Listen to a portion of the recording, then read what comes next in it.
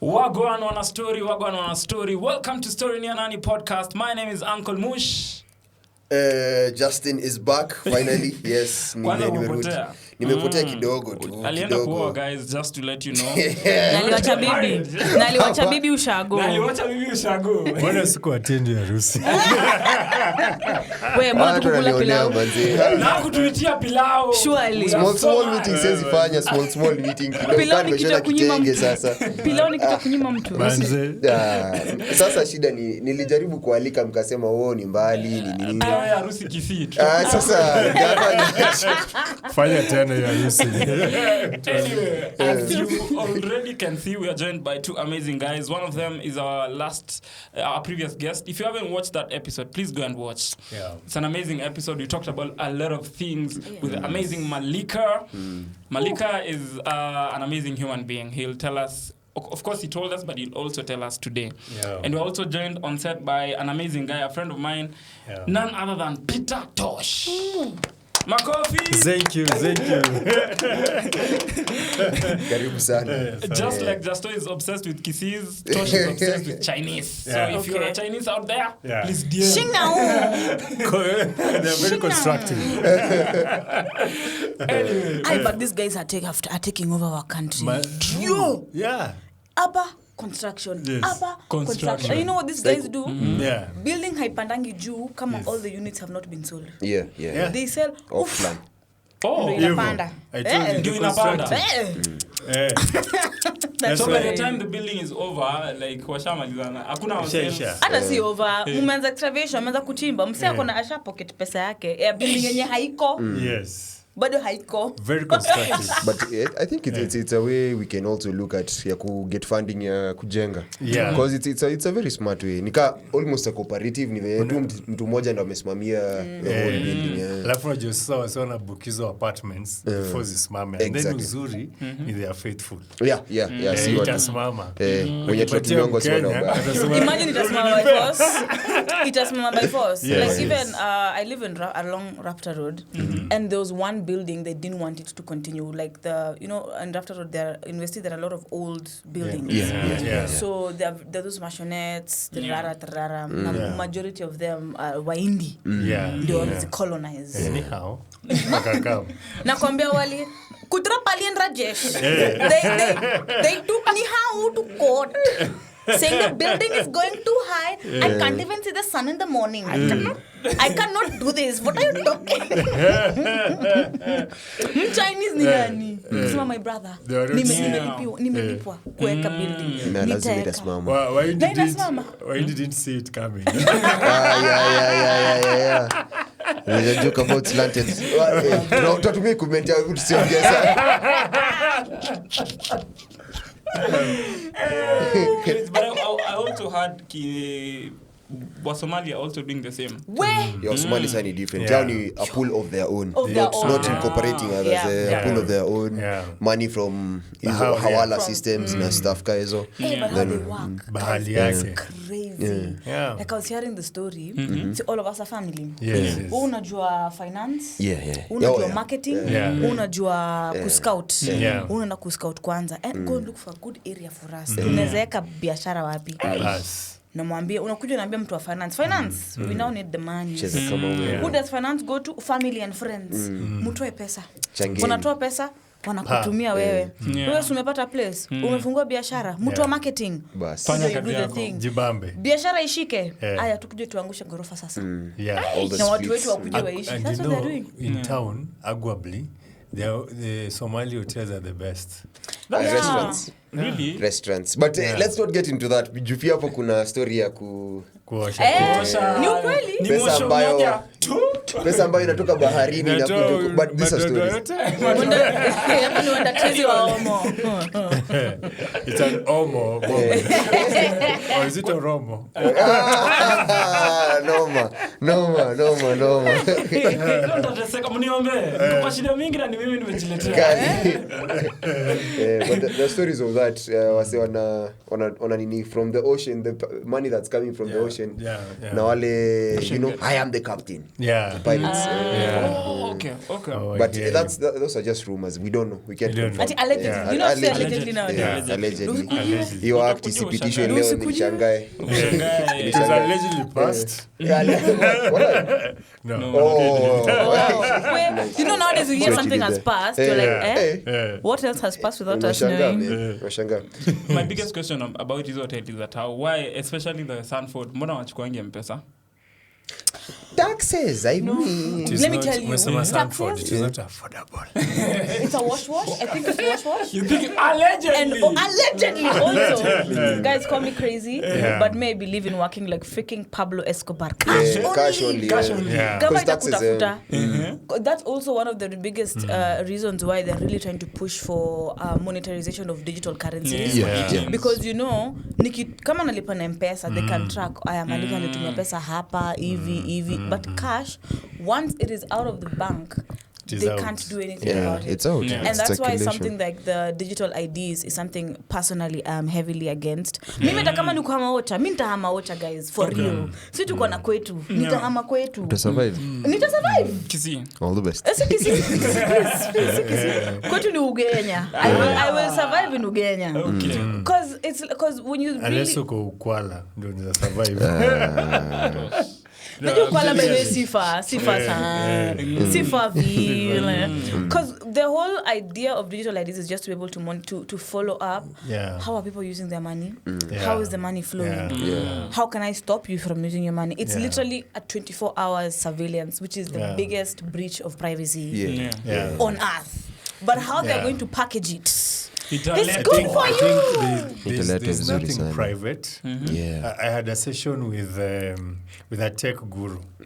So he was telling me that everything that we do, as long as you have this, as long as at one point you had written Tosh at gmail.com, that's enough. And they can track you. They can. There's a system they use. So I just told him. I just told him my name. Bro. Akaniambia, CG, you updated last week on LinkedIn. CG, you did what? I'm like, well, how do you know that?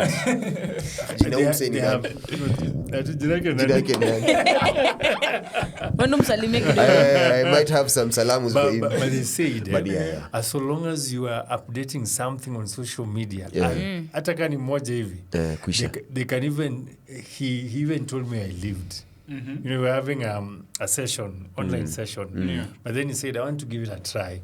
One of you to volunteer. Mimi nani? Sinika volunteer. Why not? Teacher. What is your name? Then I said, my name is, Peter Tosh. Do you need anything? I can that is enough. Pa, you live here. I'm like, how did you know that? Akaniambia place unaishi. Ni rahisi sana kujua. Ati phone. Ati nafanya hivi napiga selfie ama nafanya hii camera. There's a way they can be able to link and get access. Like getting access. Hata laptop iko na camera. Wanaweza switch on. Wewe unafanya vitu zako au unakuangalia. Ama hata microphone. Microphone yako kuna conversation zako maybe zimesikizwa. Even do an experiment. Talk about something and then go and look at your Google search. Whatever you've been talking about sana will start popping up. Even Instagram. Sometimes hata unafikiria kitu, uisearch kidogo. FYP yako yote. Guys, you see the terms and conditions? That one, everything is linked together, especially with Google. Google has been able to link everything together.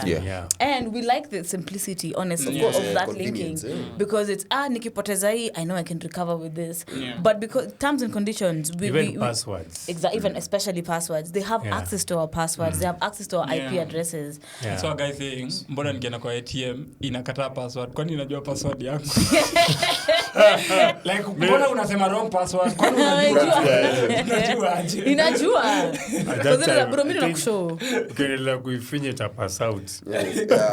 Itakwambia bro utashinda hapo tu. Anyway, speaking of which, you can tell us a little bit of what you do, and then Malika also tells us a little bit of what you do for Basis, and then we dive right into what we came here to do. Perfect. Mimi ni msanii. I'm a writer, director and actor at Kenya National Theatre. I have a company called Liquid Arts Entertainment. Mi nakutafuta. Wacha tu nikushow. Tosh jina kubwa. Tosh kunje jina kubwa. Cheza chini. No, by the way, take your flowers. Yes. Take your flowers. Take your flowers. Who do you know? Peter Peter Tosh. Tosh. They roll the red carpet, escalates pulling, security detail. I take my flowers. With all humility, I've been able to win award. Head of State commendation, 6 category for best writer, best producer, best director. Acha nifike hapo.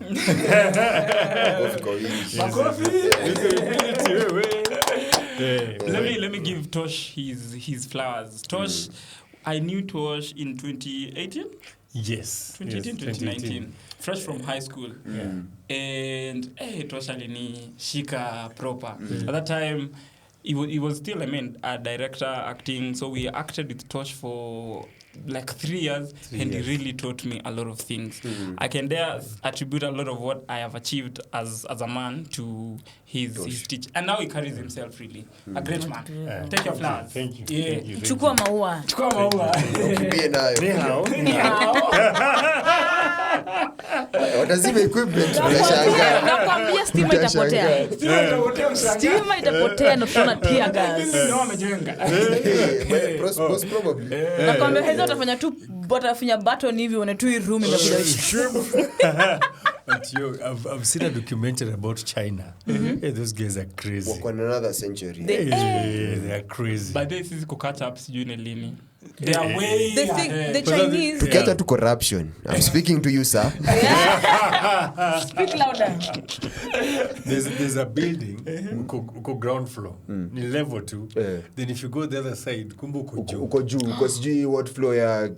That's so you see cars down there. Like they think. Uko ground floor, but ukiangalia side, uko top. Uko 20th floor makituka hiyo. Yeah. That's crazy. uko juu uko chini, sasa kuna mandai. Now ukikuja hivi kuna gari uko ground floor, unashindwa sasa what's this? Now imagine looking for your car. Imagine you've gone to building A, umepark gari, uko na shughuli, ukapanda building A, ukarudi building B, ukatoka, ukarudi, ukapark building B, ukasahau. Utaitafuta Quenished. Wewe mambo yako kuisha. Na ujui kuongea Chinese. Making matters worse. Wanatumia app yao. Na gari yako si automatic, ni manual. Haina chuchu. Hawezi ndo kutafuta. Ushaona watu wakitembea siku wakitafuta gari. Unajua Chinese hakuna mtu mrefu. So kila mtu anakuambia it's a short notice. Tosh. Anyway, Malika here.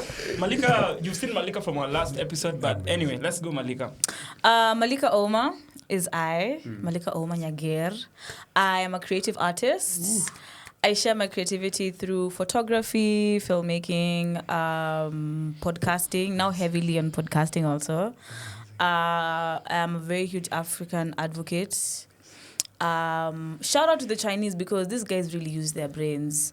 After all, they are conquered for such a long time. They had so many dynasties, and when they took back their power, they really took back their power.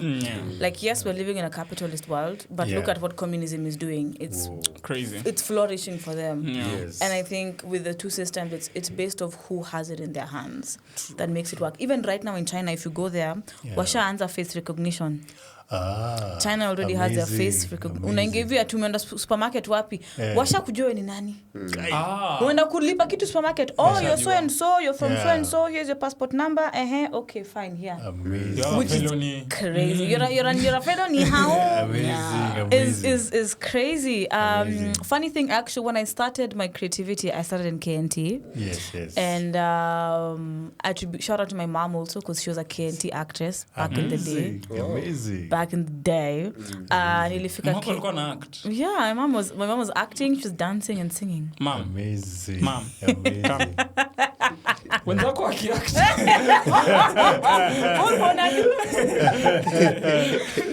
So, and then I finished high school 2017, 2018. Amazing. 2018, I was like, that's where I'm going. I joined NPAS. You definitely know NPAS. Yes. With Stuart Kamau. Nyaja Kamau. Was in theater for like, I did the course. I was in kick theater for like, I think 2 years. And then I was like, I love acting, but I want to understand what is the process behind before you get to the acting. How did you come up with this idea? Okay, how did you put it together? Okay, so it started with theater, then transitioned to film school. Amazing. Then I am now where and who I am today. Thank you, me. Thank you, moi, for believing in moi. Thank me. Man, for believing in me. Traveled here and there, worked and lived out of the country for a time, working still, creating. I don't know what else I would do with my life if I was not creating. I really don't know what I'd be doing with my life. When you wanted to create ever since you were a child? I have known I'm going to create ever since I was a child. Like, I remember when I was in like class 1, I used to sing my sisters to sleep all the time. And that's what made me be like, oh damn, okay, there's actually something and I'm like, I'm not so shy, girl. Yes, you know. And just don't go back when Mimi. Tukiongelea KNT, by the thank you for all that came for the show over the past 2 weekends. Show ilibamba sana, Mush usilibamba. Waambi ilibamba. Shout out to that. Mambo ya kuwa nini wachani tuachane. Yes, Mali. So just I knew I wanted to create from a very long time. And I've always questioned a lot of things. Tangu niko mdogo. You know how you're told, usiulize, fanya tu. No, me, I'm going to ask. I need to understand, why are we doing it like this? Who said we do it like this? What's the point? What's the point? So I thank my parents also for just helping me forever just be true to me and my compass. So I always say I don't see myself retiring. I see myself creating. You don't want to retire? Maybe let me retire. You want to be creating at 60? Dude, let me tell you. At 60. 60 you're creating? Let me tell you. Be somewhere in At 60, I want to be somewhere in Norway taking pictures, and I'm like, I'm retired, babe. But I can still take photographs and sell. You know, there's a writer, I've forgotten her name. But Business Daily. Why am I forgetting her name? Margareta. Yeah, she was a theater critic. A huge theater critic. Margareta kuja show zetu zote. This year's Kid Fest is her a tribute to her. Kid Fest, amazing. The first time I encountered Margareta, I was so terrified of her. Because we were told, it was perception. We were told, we were doing Sarafina Bus. We were doing Sarafina 2019 to the second one. The guys, Margareta is coming, Stuart. And you have to get it right, guys. If you know Stuart, you know Stuart. If you don't Nash, you know Nash. So that there I see her, I'm like, this sweet old lady. She just seems like she just want to have a vibe. She just comes very simple and she doesn't play around. Big shout out to Margareta. Big shout out to her. The first time kutokea kwa gazeti ilikuwa show ya Tosh, and then she came, then she took a photo. Picha yangu ndo ilikuwa kwa gazeti. Pia mimi. Hiyo kitu kwa highlights mpaka wa leo. Nilikuwa na Vivian. Yes. You know how nice it is to see yourself in the newspaper. And it's because of your craft. Oh my God. It's different. She was very impactful. We really loved her. As theater thespians, she was a game changer. She really was. She would make sure that all the shows, even at her age, even in her sickness, she would come to the show. I'm relaxed too. She was so demure, like she was just so chill. What is the name of that character? And then she was up front. Kuna script iliandika, but haikuwa na the wow factor. Tosh come. That's like your grandma calling you. So what is this? No. You can do better.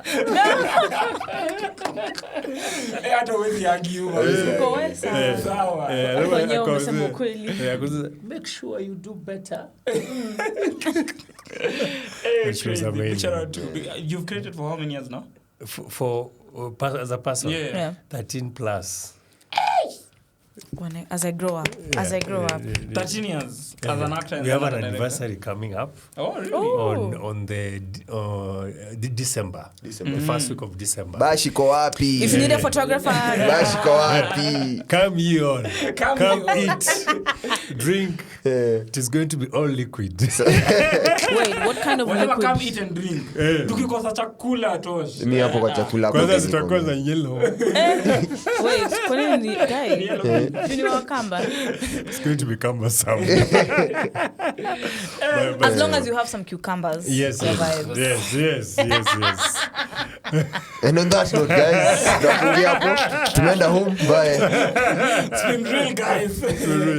Hey, having two creatives on set, 13 or rather years. 4 creatives on set is interesting. Speaking of which, the main reason Agenda. we came here. Yes. It was very simple. I don't want to preempt. I want you to decode as we continue. So, Tosh, what is your personal opinion about religion? Religion is it's something that makes you do because not because you feel, but because you're doing it as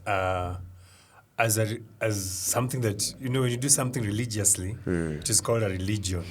So if anytime I want to wake up, if I do this, anytime I wake up so I'm not doing it because I can do this, but I'm doing it because I'm told to do this. Out of obligation. It is not necessarily obligation, but it becomes now a culture and a belief. Okay. So it transitions from obligation to a system. Yeah. So if you break that system, you are not being religion. You're not being religious. Oh. You're not being religious. Then now you're not being religion. Oh. It is ni venye si ukua. You know the way they say venye si ukua. Mina kuaga hivi. No, in your see. This is more of a group of people. It's not about individual. It's about we drive on the left. Yes. Why are you taking us to the right? You have no right. Then maybe you should left. Then you can't question. And then religion, you don't really question why. But you understand why. Oh, interesting. There's no room to question. There's room, but there's no room. There's room to question why, and then you're told, you just do that. Do you have a problem? So as we transition, so why can't you question religion? Because it was generated when you are absent. It was something that was You found it. You found it. It's like let me talk about tradition. It's our forefathers used to.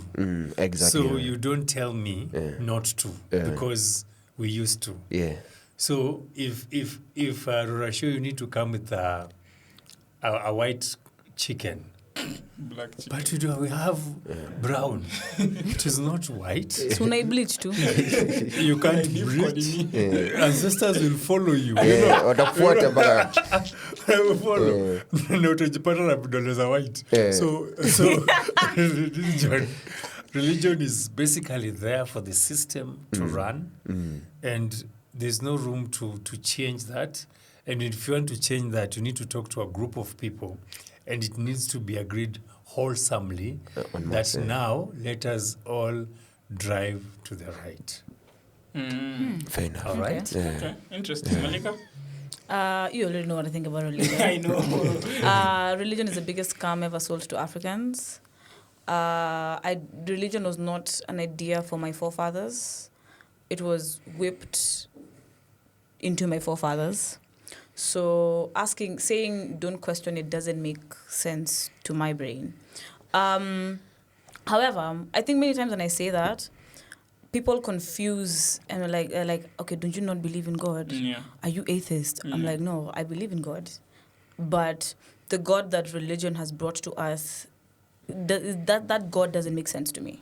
It doesn't make sense to me. In that, for one, the idea of religion is beautiful. don't get me wrong, everything starts with an idea. Yeah. The idea of religion is gorgeous, even with the word itself. Religion. Is to repeat. Religion is people when a group of people come together and they have customs, traditions. So it's customs, traditions, acts that you do together repeatedly. Beautiful idea. Yeah. Makes so much sense. And the idea of religion is not just is to acknowledge that there's somebody who is at greater power than all of us. Idea, mwah. Lovely. Yeah. 10 out of 10, I will give it. But when you go and look at how it's implemented, it's very different.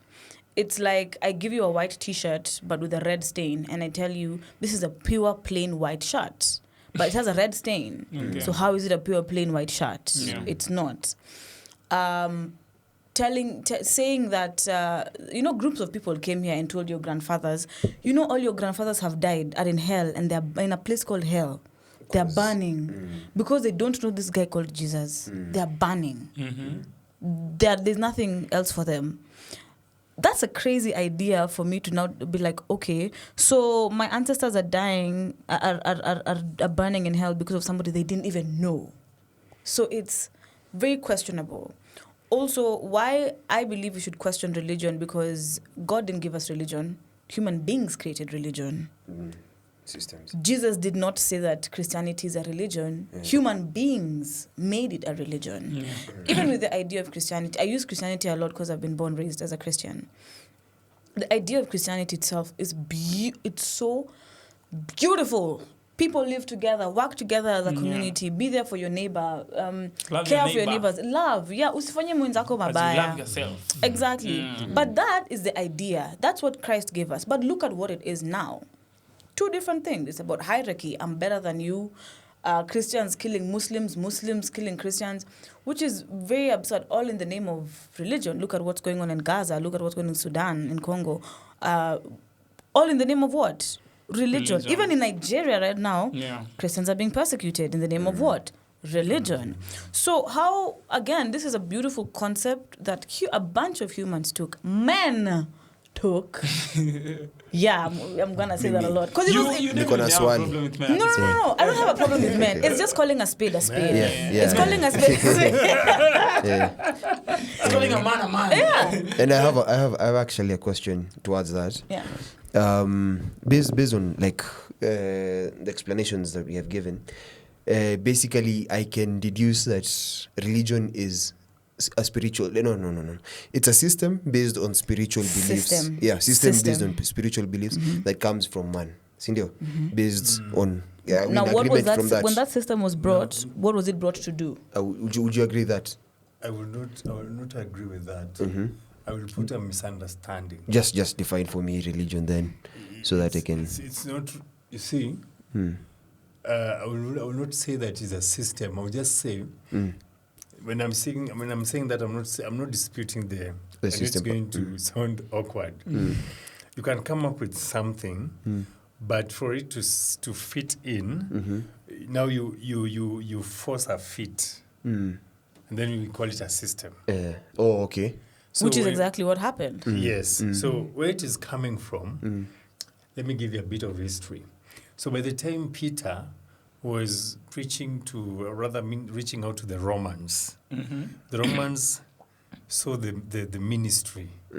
But then to them, they took the ministry, the ministry, they reach out, go ye. And then they took that and fixed it into the Roman system. Yeah. You get? So ni kama mtu anaweza sema mi sitaki kuoa but akadem.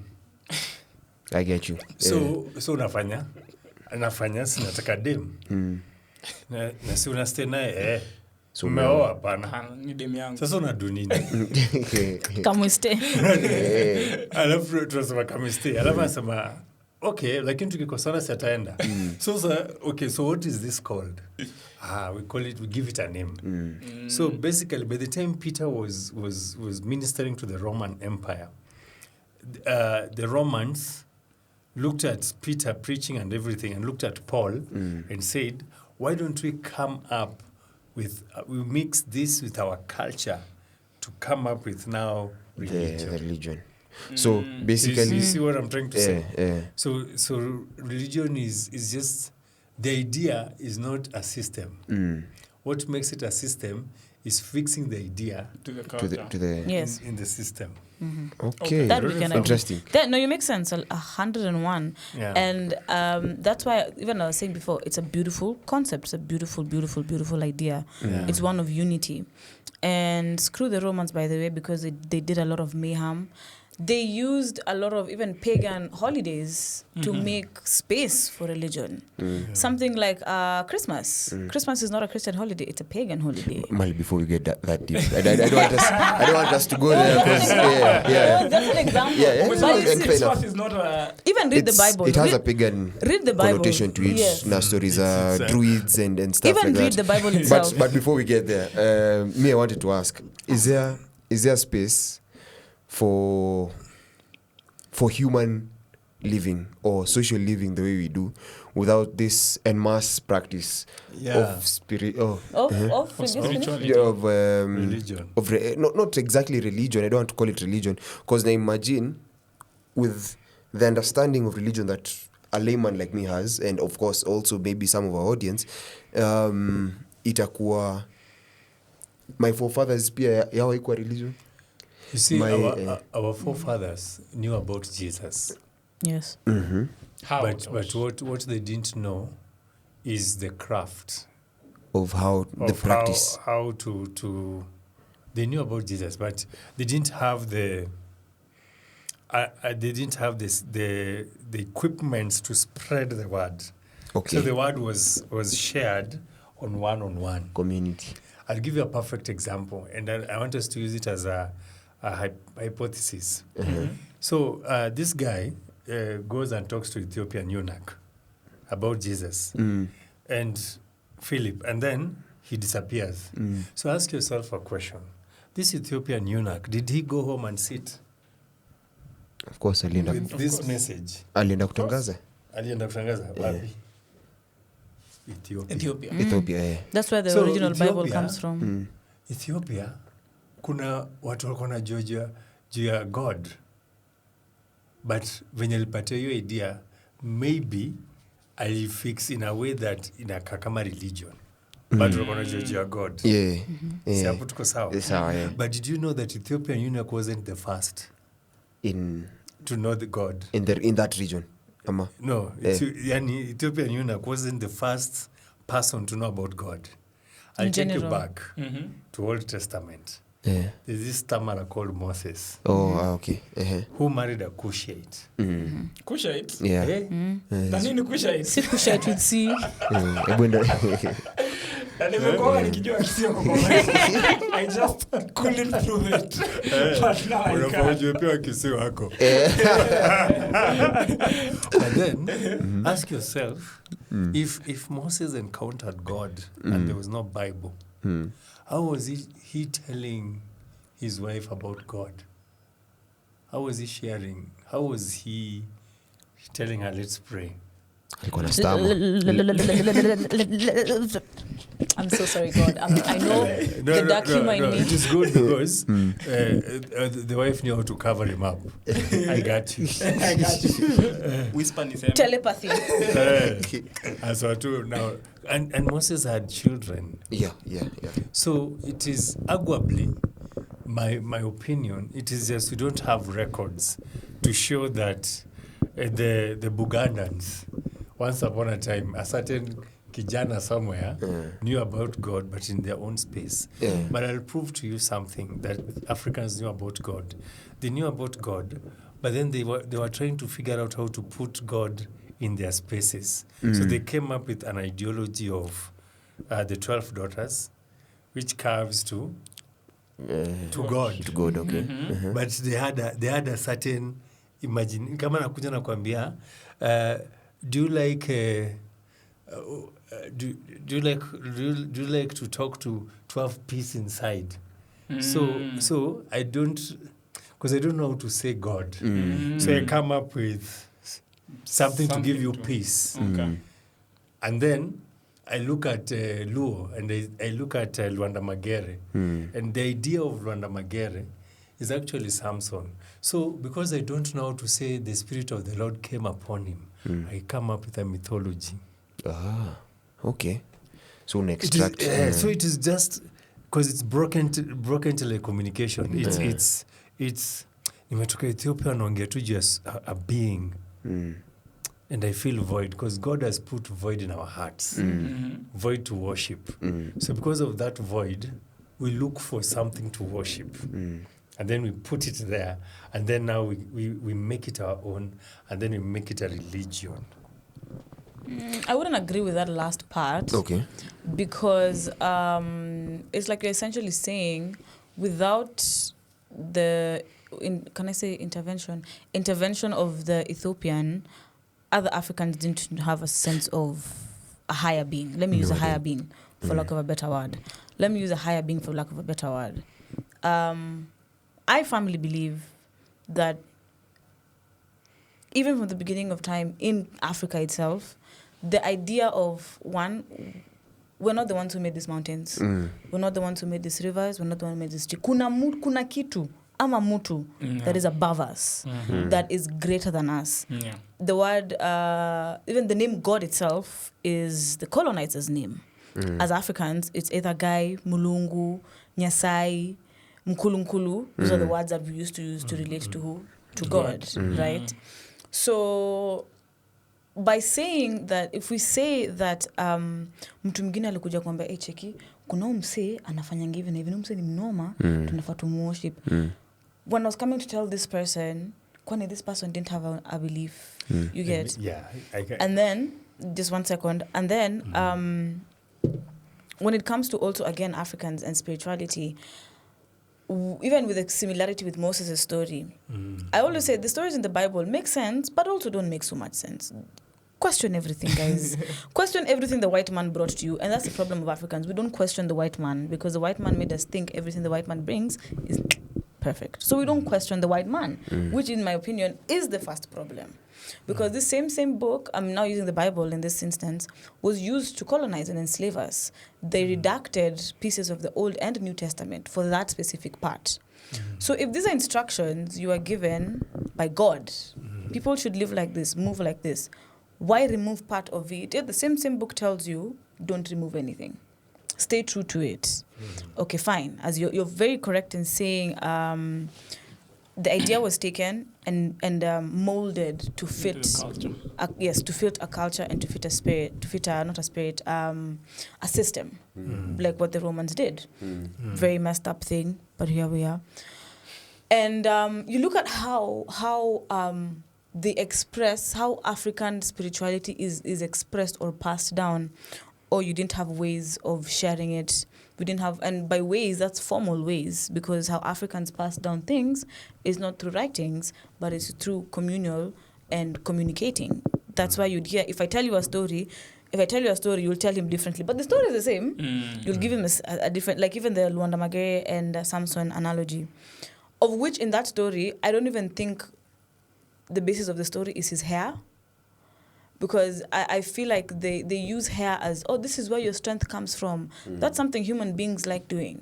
This gives me strength. No, it's God who's given you strength. Plain and simple, right? But then they had to change the story at least to become like a folklore, a tale, to fit the simple human narrative. So even before the idea of Jesus was spread across Africa, in my opinion, Africans still know hatuko peke yetu hapa. There's somebody above us. And what made them come to that realization is the environment, what's behind them. Even in the very same Old Testament, God constantly appears through different elements of the earth. It's either through water, either through fire, either through a mountain, either through air. Yeah. God is always manifesting him or herself through natural elements. And in African spirituality, that's exactly what Africans were doing. Why were the Kikuyus worshipping through the mountain? Because that's where they felt God is the highest and the most potent. The mountain is what? Land. So we have always had a connection. We have always known hatuko peke, kuna Mungu. But the way you can say two things, they sound the same, but they're different. Sorry, they sound different, but the same. I have a friend in high school who said the difference is the same. Vitu mbili zina sound different, but ni kitu the same. Unaongea the same thing. Yeah. But the packaging was changed. How this item was packaged to us, they're like, no. I believe they changed it to fit the demographic, which is marketing 101. You see, now historically, the best way to say this is to tell you that when you read the Bible is not umesema vitu mingi, but I feel like I'll just say vitu mingi. The Bible, if this guy wants to change the Bible, he cannot change it. He will succeed changing it, but he cannot change it. And this is where God comes in, and I'll prove it to you. Initially, from the history, Bible was, according to the Romans, it was supposed to be Latin. Yeah. You cannot change it. That is according to them. But then, there's a guy who asked, if Jesus said that this word of God is for all, why is it for Latin? Only. Why is it being read by those guys and not us? Why can't we read the Bible? What is wrong with... Well, there are some things that you're saying we're understanding and you want to keep on reading it. Yeah. So, miraculously, a guy called Gideon translated the New Testament in England and wrote them in a small book called Gideon. Gideon for the Gideons. Yes. And what used to happen is, if you love movies and all that, there are guys called Knights, NANI. So they were they were killing people they think they're evil. Yeah. You get? In the name of? In the name of Christianity. Thank you. And let me tell you, that's what I'm telling you, that is how God comes in. So that God knew that if I know the word of God and I use it for my own cause, there's someone that will be born to bring people to the right path. Agreed. You get? Agreed. So Gideon was born at that particular time. So in the tunnels, they were reading the Bible that small in the tunnels, because reading the Bible outrage was Kwangori.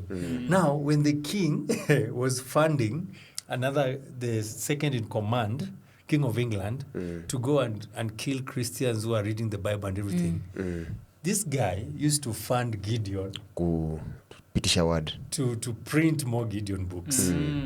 So one day when the king was talking and saying, Christianity is not there, the guys at the crowd lifted the Gideon book up. He was shocked that these guys knew the New Testament, not the Old Testament. But now they came up with the new King James Version. King James Version. You have a problem with King Of course. Not new King James Version. Yeah. Now, usually I tell people, the Bible is, the statements are true. What changes is something called linguistic. Yeah, translation. And linguistic is even in our common languages. You said Siaya. Now in Siaya, the Ugenya people, there's a way they call Mwiko, and the South Nyanza people, there's a way they call Mwiko. So Ugenya people will call it Oliho. South Nyanza will call it Oluthkwon. And now you see, these are Same thing, different word. same thing, different words. Oluthkwon. Yeah, kijiti ya ugali. Yeah. Now, Straight, simple. Jamaa mzee kucheka watu wengine ile siku ile sasa shida hata wakamba najua ukamba ya Ukangundo Road si ya Machakos. Nova huu ni Nova. And matters of linguistic, I can openly say, open-mindedly, that is something that as so long as one party understands, same thing, what you're saying in terms of statement. Same thing, different. The difference is the same. The difference is the same. But now, as so long as, now, to God where he is, as so long as it is a cup, whether you want to say kijiti ya ugali or ugali mwiko, as so long as the system is the same. Now, there's another challenge here. am I allowed to name something? Yes. Watu nikujia. The Catholic. Please use the Catholics. Please do, because it's a cult. When they Was it involved? Out of the real Romans, I wasn't involved. when they were talking about adding books in the Bible, and there's a guy, he's called Martin Luther. And the white one. The Lutheran one. The Lutheran one. So he questioned and said, all these saints that you're coming up with, they didn't encounter Christ, but they're spirit-filled. Okay, but they didn't, you can't say Tosh is a saint. So they asked him, so what are you trying to say? What I'm trying to say is, the last saint is Titus. So if Titus mentored Bartholomew or a certain Tosh, Tosh didn't encounter Christ. True. So Tosh cannot be a saint. We can't put him in the Bible. True. I agree. Wait, so those are the books that were removed? See removed. They were added. The Apostle. No, those are others. No, they were added. Apocryphy are others. Okay. You know the first problem to Martin Luther had is they were adding books and removing others. Which to him it was no. So there was a lot of conversations on what and then he particularly said, if Paul was the last person to encounter Christ, then we give Paul honor to the two people he discipled, which is Timothy and Titus. But not the ones who were mentored by Titus. Those are now. Yes, that one makes sense. So if Timothy is a bishop, we can't talk about a pastor who was under him as a bishop. We'll get to pastors. I agree with you. 101 there. 101. Let me ask two questions. One, there's a conversation we had last week about, and it was from a tweet I had read on X. Why is God... So first of all, why are Israelites in the Bible and through time and time seen as the special ones? One. So why are they the special ones? And they do not even practice Christianity in Israel, a lot of them. Yeah? And also, why is there a series of killings in the Bible? The Israelites are why are they conquering people, killing people? No, Israelites are the most stubborn individuals that even God got tired. But in fact, very many times. In fact, they are the most stubborn people that they depict the worst people. It's like a symbolism of humans. I think they're the worst of human cloth. Please. Wayahudi tusiongelele sana. Sasa when you say special, allow me this on a light note. I think God is cringing like, what? Yeah. Because Israelites were used as an example of what God can do. And they disappointed God not once, not twice. Till today. Can you use a different word for them? Because squeezy YouTube is very sensitive with that word. Okay. Firstborns, let's call them firstborns. Firstborns, okay. So I will say this. These guys are amazing. Their level of IQ is top notch. True. They can be able to do massive things. Who comes with a dome that can, when a bomb can burst, can go back? Situnazumia sinia. Situnazumia ufagio.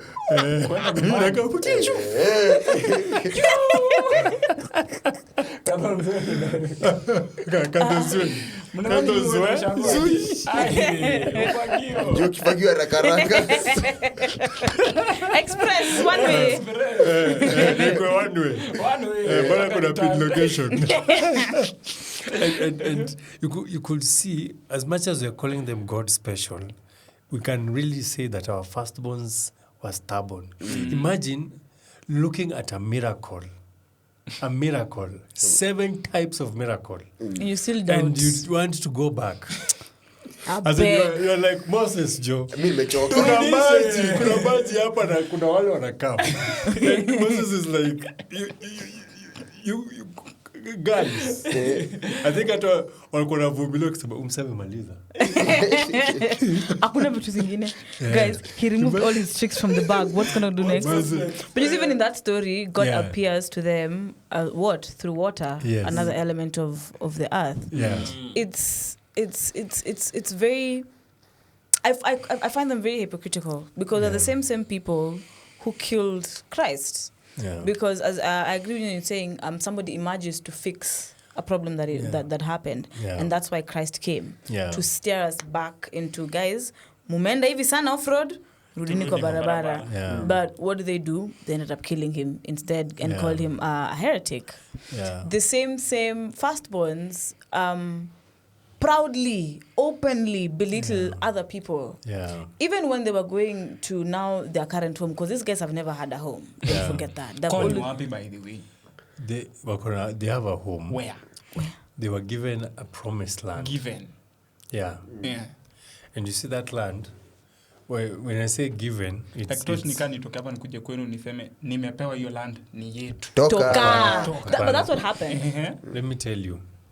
The word of God says that my people perish because of lack of knowledge. So meaning, this is what simply means. When God came and told Abraham, I'll make you father of nations. It is not like literally. But then, this is it. Now, where Abraham was, it was the original place for Israelites. Because Alitwa Abraham, where they were moon worshipping, akamwonyesha, this is where you're going to stay. Now, time lapse. Time lapse. Fast forward. Which is Sodom and Gomorrah. Yes. No, time lapse.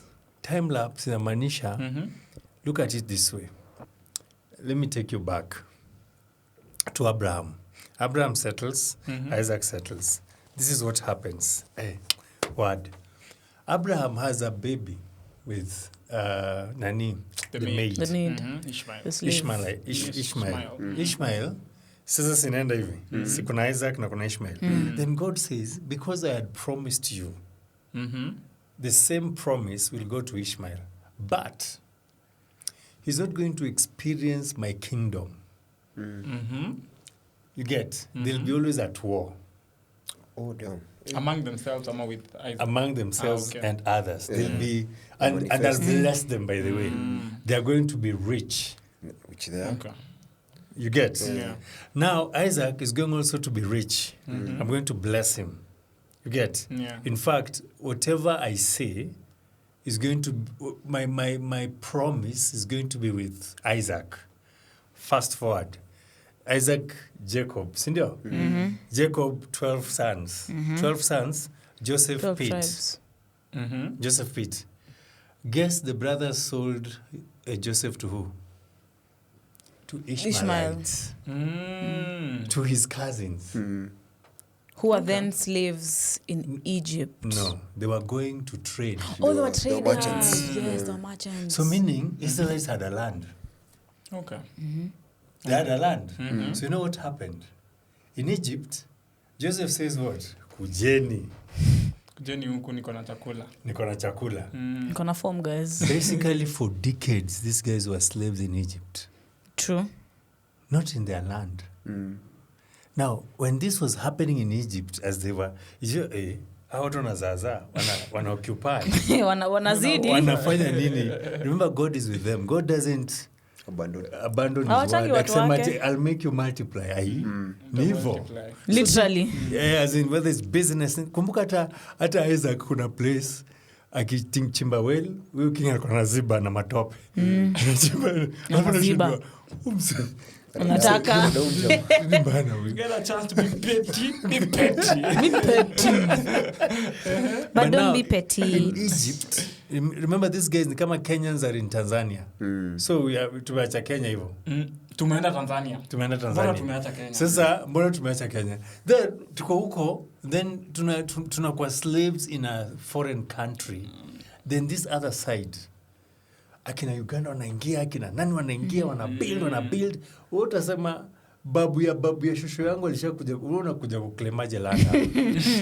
Unakujaje? Okay. As in, who are you? Then like, boss, tuko hata ijiko. Ona ilikuwa maitaje mwiko ochukulu olio. And now God still promised, because foretold, he said yes. So by the time Moses kwa hii maji akifloat alidivide akiwa mtu alifloat kwa maji akaenda kwa Farao. And the princess takes him and then raises him. Red Sea. But anyway, joke jenda. Anyway, so Moses, by the time Moses was coming in, the only person arguably was intelligent was Moses.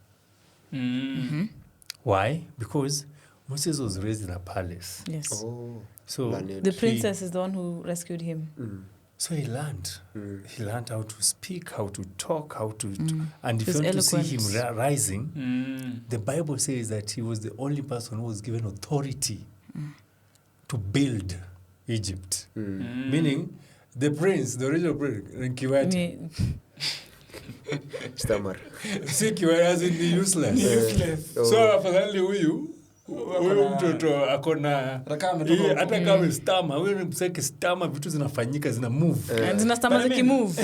And also he was breastfed by his birth mother. Yes. So he was raised knowing his history and the Egyptian way of life. And remember also his mother, it was painful that he was a maid. Yes. According to the agreement. Wekaga ukijueni maid wa mtoto ni wa. So Moses grew up knowing that this is my mother and this is my house help. Rather, my mom. It is it's technically mamango. So by the time Moses was writing 5 books, Israelites were not educated. Yes. Decades. They were didn't even know the entire who lives. is... They knew God of... As in, you need to refer as... When you're talking to them, you say, unajua Abraham, Mungu wake unajua sasa. Isaac. Mungu wake sasa. Sasa unakumbuka watu kwa sababu wametoka kwao, hawana identity, wako kwa space. So they didn't, just to tell you that they were not taking people's lands. Decades and decades and decades. Kuna watoto walizaliwa kwa wazee wakakufa Egypt. Sasa by the time Moses anakuja 400, and those are so many years. You get 400 years. Those are so many years. By the time Moses anakuja akiwaambia there's a promised land. Hii tulikuwa tunasikia ka rumors. Mahem. Sasa unataka kutuona umetutoa yani sasa. And remember, this is deep. When they were taken out of Egypt, they were given gold and silver. They were given and sasa as were payment. desert, they were still stubborn. So the 4th generation is the one that saw the promised land. Okay. Because so Moses didn't even see it, and Moses knew he was not going to see it because he broke the command. And remember, kulikuwa na shortcut ya kutoka hapa. Kwenda hivi, wakaenda long cut. Like why? They were stubborn. No, Kipupu man. They were stubborn. Yes or no question. Do you believe in hell and heaven? Yes. Mimi na believe. Heaven, yes. Hell? I think we're in hell. We need to get out of there. See? We're in hell. But hell is there. Hell is there. Hell is there. My question is, still on religion. First of all, why do we have many religions? Why do we have Islam? Why do we have Christianity, Hindu? And take for instance, if you are born in Middle East, high chances ungekuwa, not even high chances ungekuwa Muislamu. So, and you were born and raised there. So, and that's all you've known all your life. Like Sisi Vile, we've known Christianity all our lives. So, what's the criteria of going to heaven and hell? There's no criteria. There's only belief. But I was born in Middle East. It doesn't matter. See, that is where we go wrong. And that is what Jesus was telling these guys. You're sitting there to Pharisees, Sadducees. And this is my Pharisees. For the first time, Pharisees and Sadducees partnered to go against Jesus. Okay. So like this guy. But the only way to heaven is through Jesus Christ. There are some religions who don't believe in Jesus Christ. There are some religions who don't believe in Jesus Christ. But you do know where the church is? What do you mean the church? Do you know the church? Do you know where the church is? they know, but it's the same way like we know the mosque. So the church is not the mosque, or the church is not the building. The church is you. So this is what Jesus did. He made sure that we understand that if you want to talk to God, you talk to God. There's no system. Yes. There's no leeway, there's no one in between. There's no nakuja kukwambia dhambi zangu. Who are you? Catholics do which is why I say Catholicism is a cult. As somebody who's born raised as a cult, as a Catholic, imagine it's fine, and I plain out say it even in front of priests, sisters. Now I'm like, it is a cult. Because first of all, we already established how the Romans took this beautiful idea of Christ and corrupted it and made it their own thing. And they didn't run with it. Oh, this is just Christianity. They were very specific. No, this is the Roman Catholic Church. They were very specific with it. Very specific with it. Again, as you are saying, which I agree with you, these two groups of people who are usually not friends. Wakakuja wakona mse anasema ati mimi na wewe we are going to be judged the same. We are being put in one criteria. No way.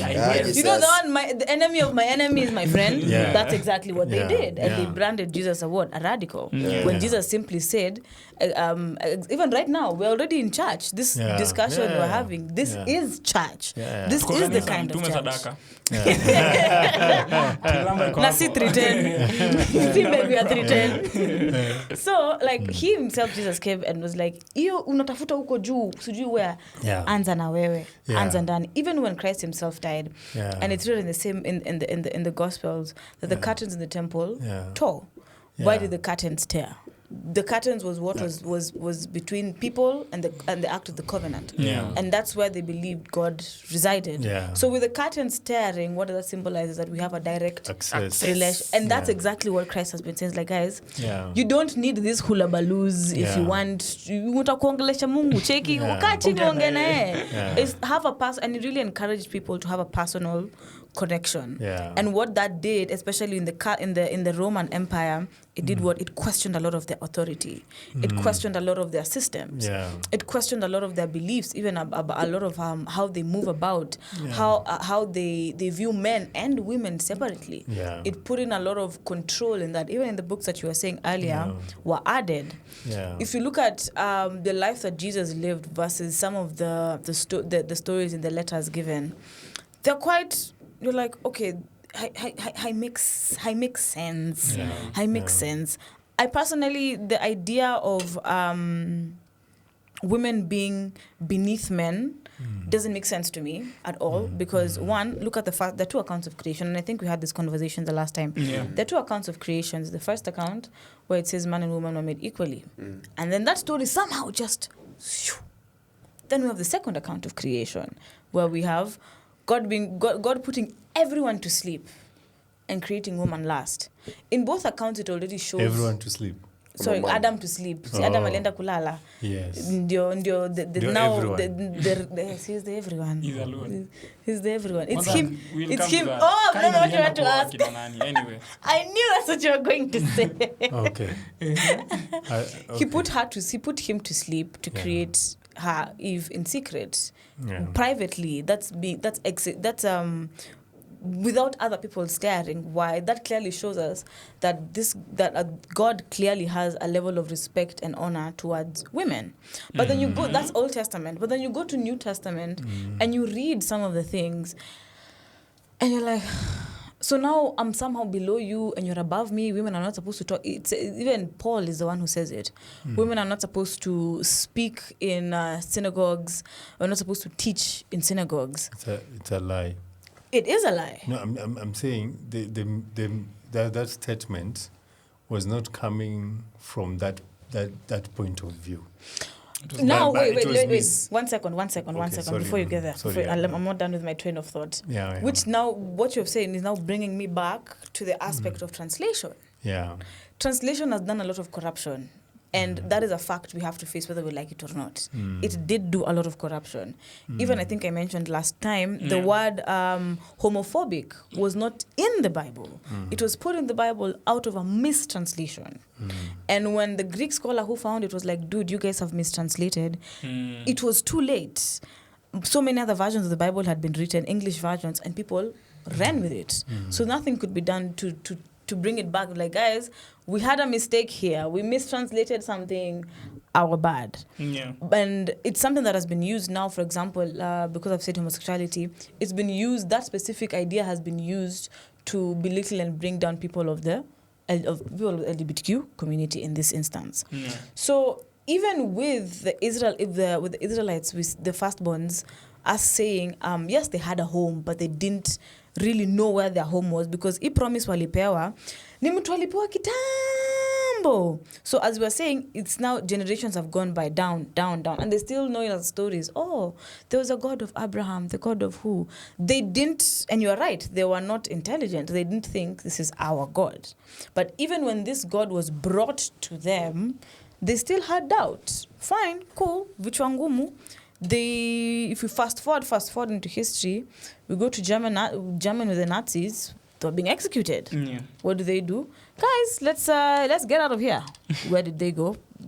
Some of them found themselves on the harbors of Palestinian land, and had banners, literal banners saying, "Help us! Don't persecute us! Don't kill us!" Running away from war. And then people bring them, accept them in, come in. Our home is your home. And then they do another 360 and take away their homes from them, and then look at where we are today. Because even the US is in support with them out of the name of what? Christianity. So the idea, again, it always brings me back to the idea is beautiful, but it's been put into a system that corrupts the beauty of it. Even with the Catholics, the thing of it doesn't make sense to me why you have some Bibles with 83 books, others with 69, others with 72. It makes no sense. If God did give us all of these books, why are we adding and subtracting? Why are we saying some are secret books? Why are people also trying to destroy other books like the Gnostic texts? For so many years and centuries, they've tried erasing these books, but they're still here. So if we are, why again, I'm back to saying we question and question. I'm not questioning that God said this is a bottle. Mm-hmm. I'm not questioning that this is a bottle. I'm questioning the person who came and convinced me this is a bottle. How did you come and convince me this is a bottle? Why did you come and convince me this is a bottle in how you see it? You get? Again, the Bible, beautiful idea, beautiful stories. Does it have corruption? It has so much corruption. It breaks the first instruction given, which was don't change, don't add. It's a book that also contradicts itself, a book that also puts people in war with each other, which is, it's crazy. I don't agree the Bible keeps people at war. I believe that when Jesus came and when Jesus was talking to us and when Jesus was just having a good time with us, he didn't say, I leave you the Bible. I agree. He said this, I am sending a helper. Mm-hmm. Mm. I am sending a helper. Because if I don't go, he won't come. Mm. You get? Then you ask yourself, why a helper? Now, the answer to a helper is what I'm trying to tell you, what I'm trying to tell all of you guys, is perception of human beings differ from one place to another. Mm. True. Same story, different analogy. Mm. True. Now, a helper makes you understand what the truth, the message, the intention. The truth. Mm. That is why he said there are some things in the Bible you can't change. Atupige sama. Huwezi change.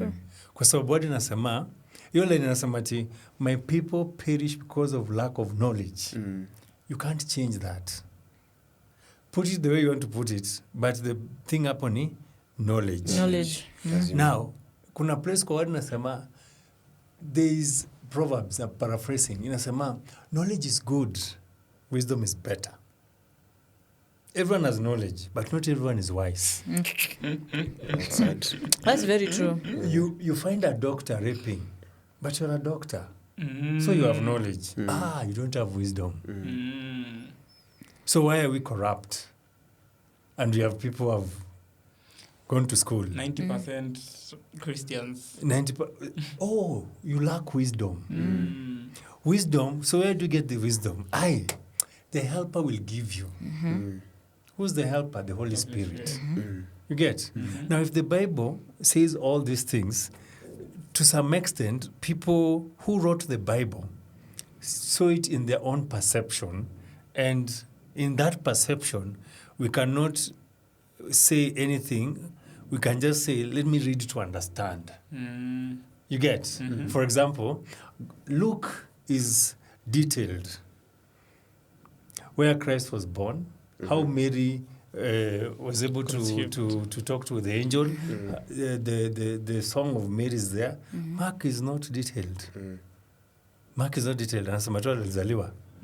Na John anaongea tu juu ya love. So we say what? For God so loved the world that he gave his only, John 3:16. So this is John, this is Luke, this is Mark. Were they with Jesus? Yes. What was the perception different? Different accounts. Why? Because, Luke is a doctor. So his intelligence is high. Akona right ya kuuliza, okay, so Mary, ulilipa rorashio? Nieleze. Makako, so long as Jesus is my friend, Go vibes. Na Jonako, you guys are in love. I know. Guys, I think John was the Rastafari. I think he was the ganja man. I was like, guys, just love. So you see the compilation of the Bible is just to give you an evidence that Jesus existed.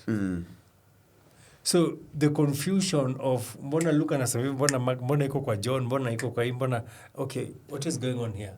The beauty is they all saw Jesus in an angle that they understood of their own. Of their own. Yeah, a university student cannot reason the way a class 8 or student pattern. True. Now, because they were inspired by God to write these books, whoever will now add anything to these books, Is not inspired. as a human being, I can add to let him know that God is raising someone because there's a helper who's going to bring people in line.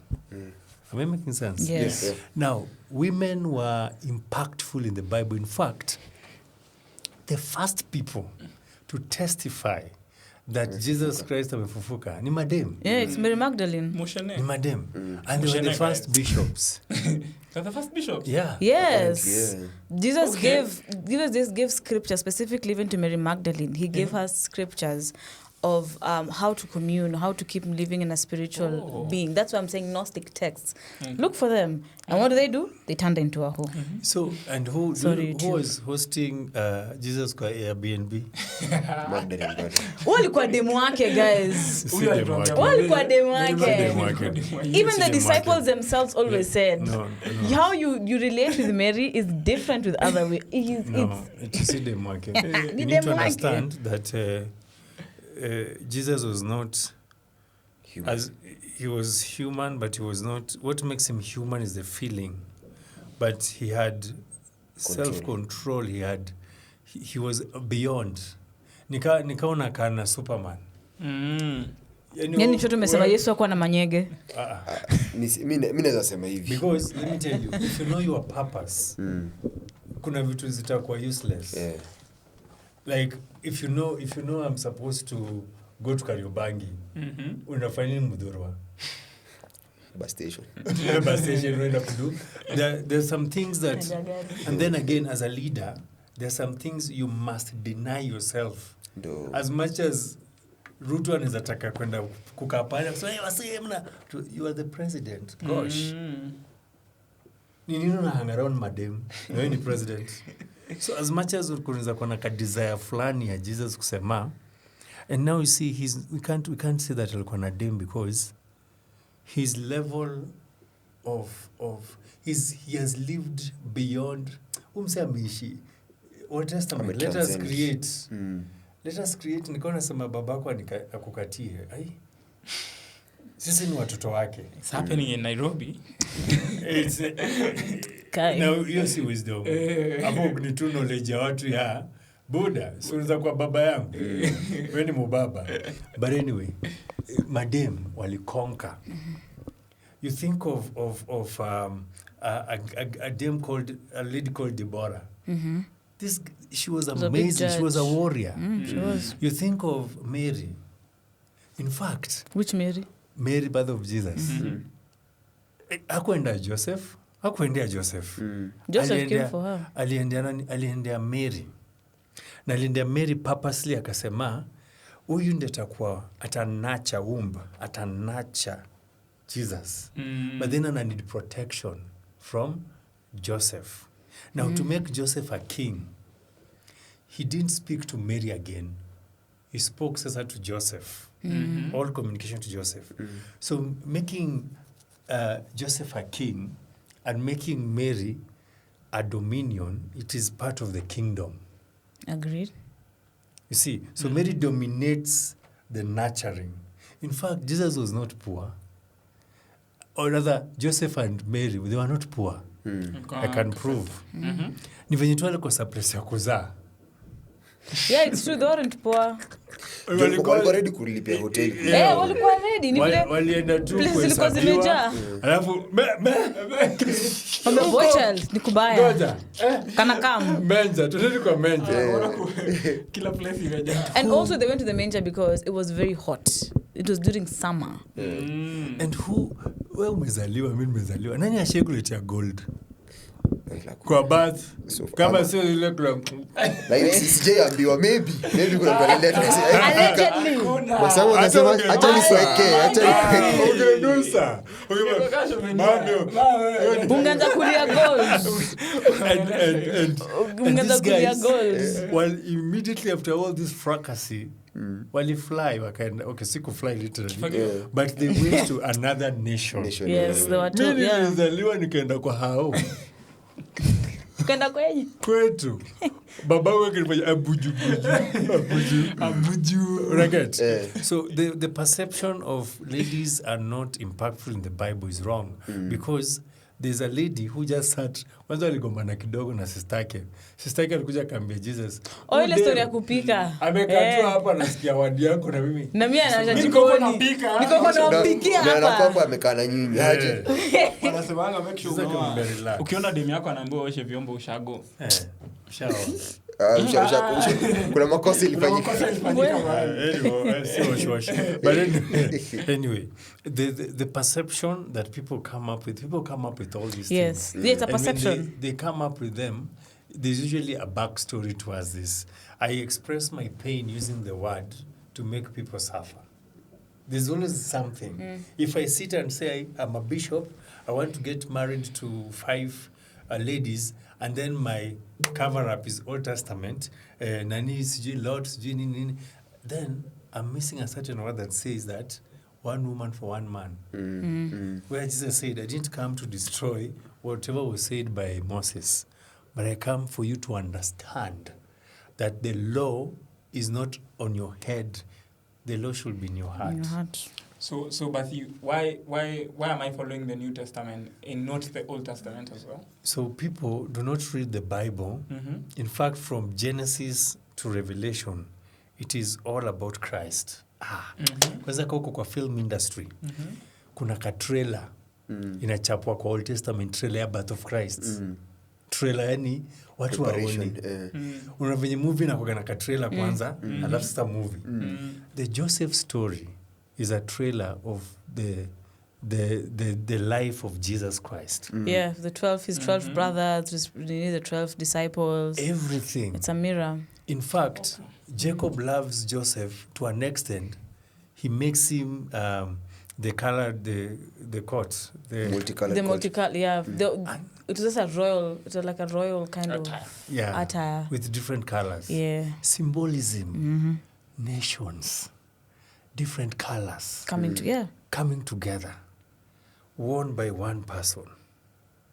That's a symbolism. Watu waonaje wasaka tu Joseph akona kambwenya hapo kana ngara tu nayo ilikuwa mbwenya.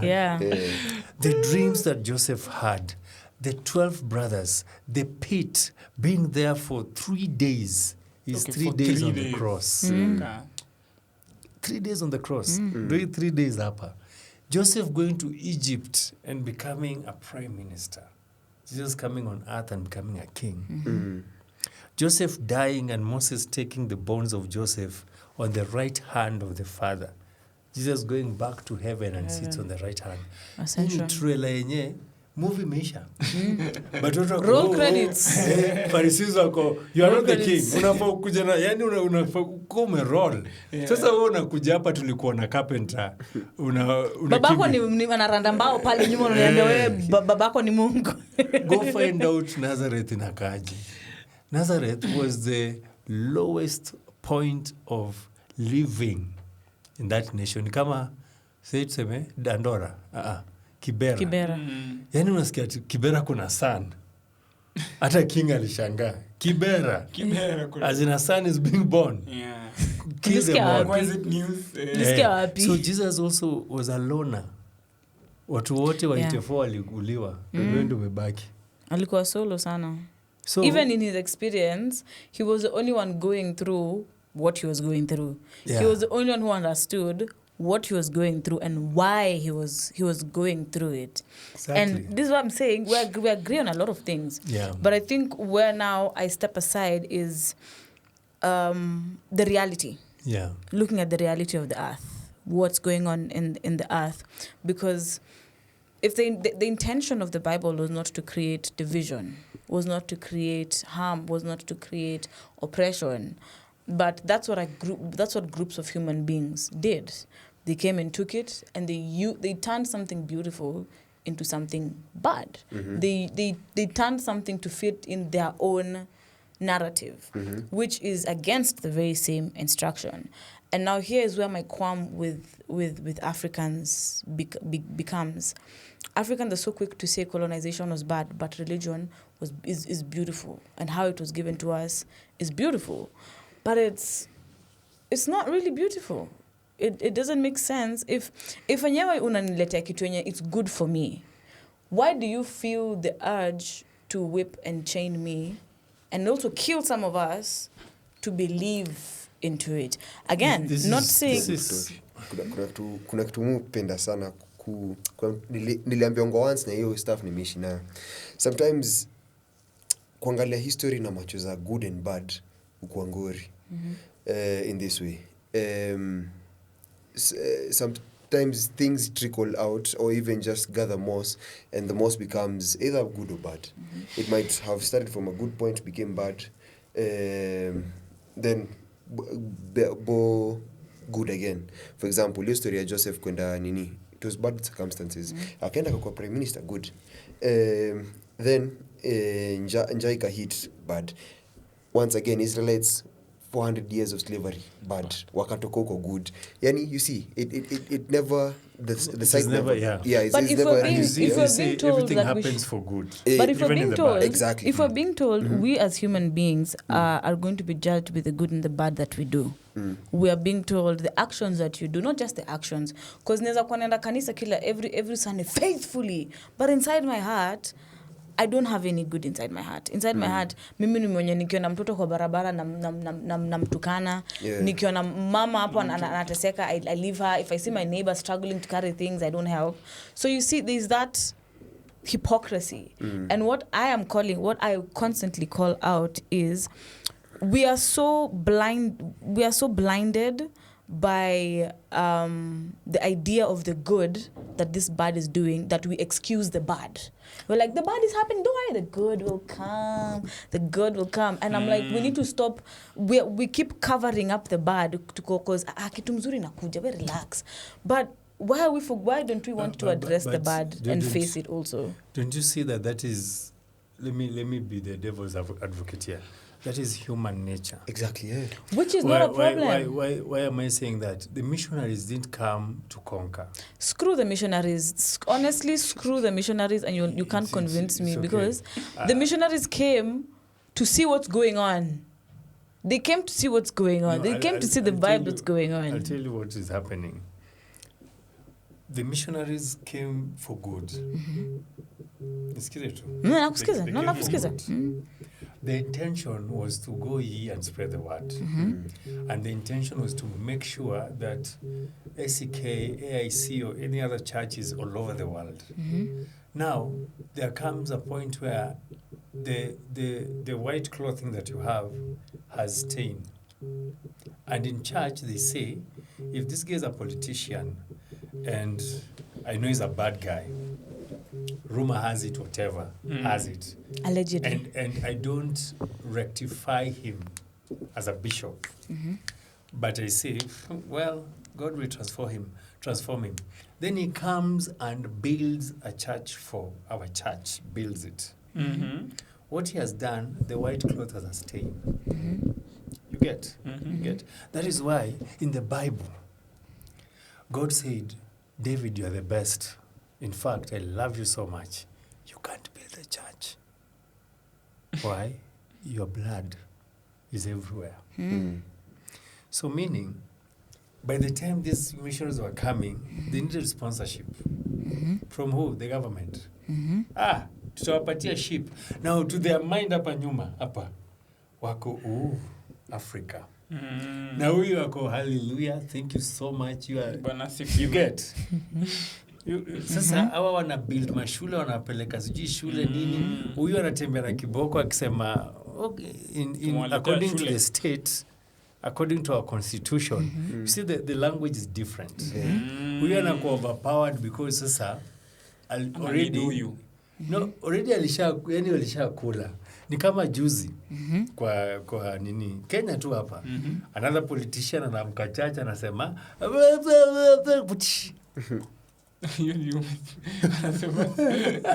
akishasema hivyo anakuwa interviewed by the answer, anaambua unajua kitu kwanza ulisema mbele ya church.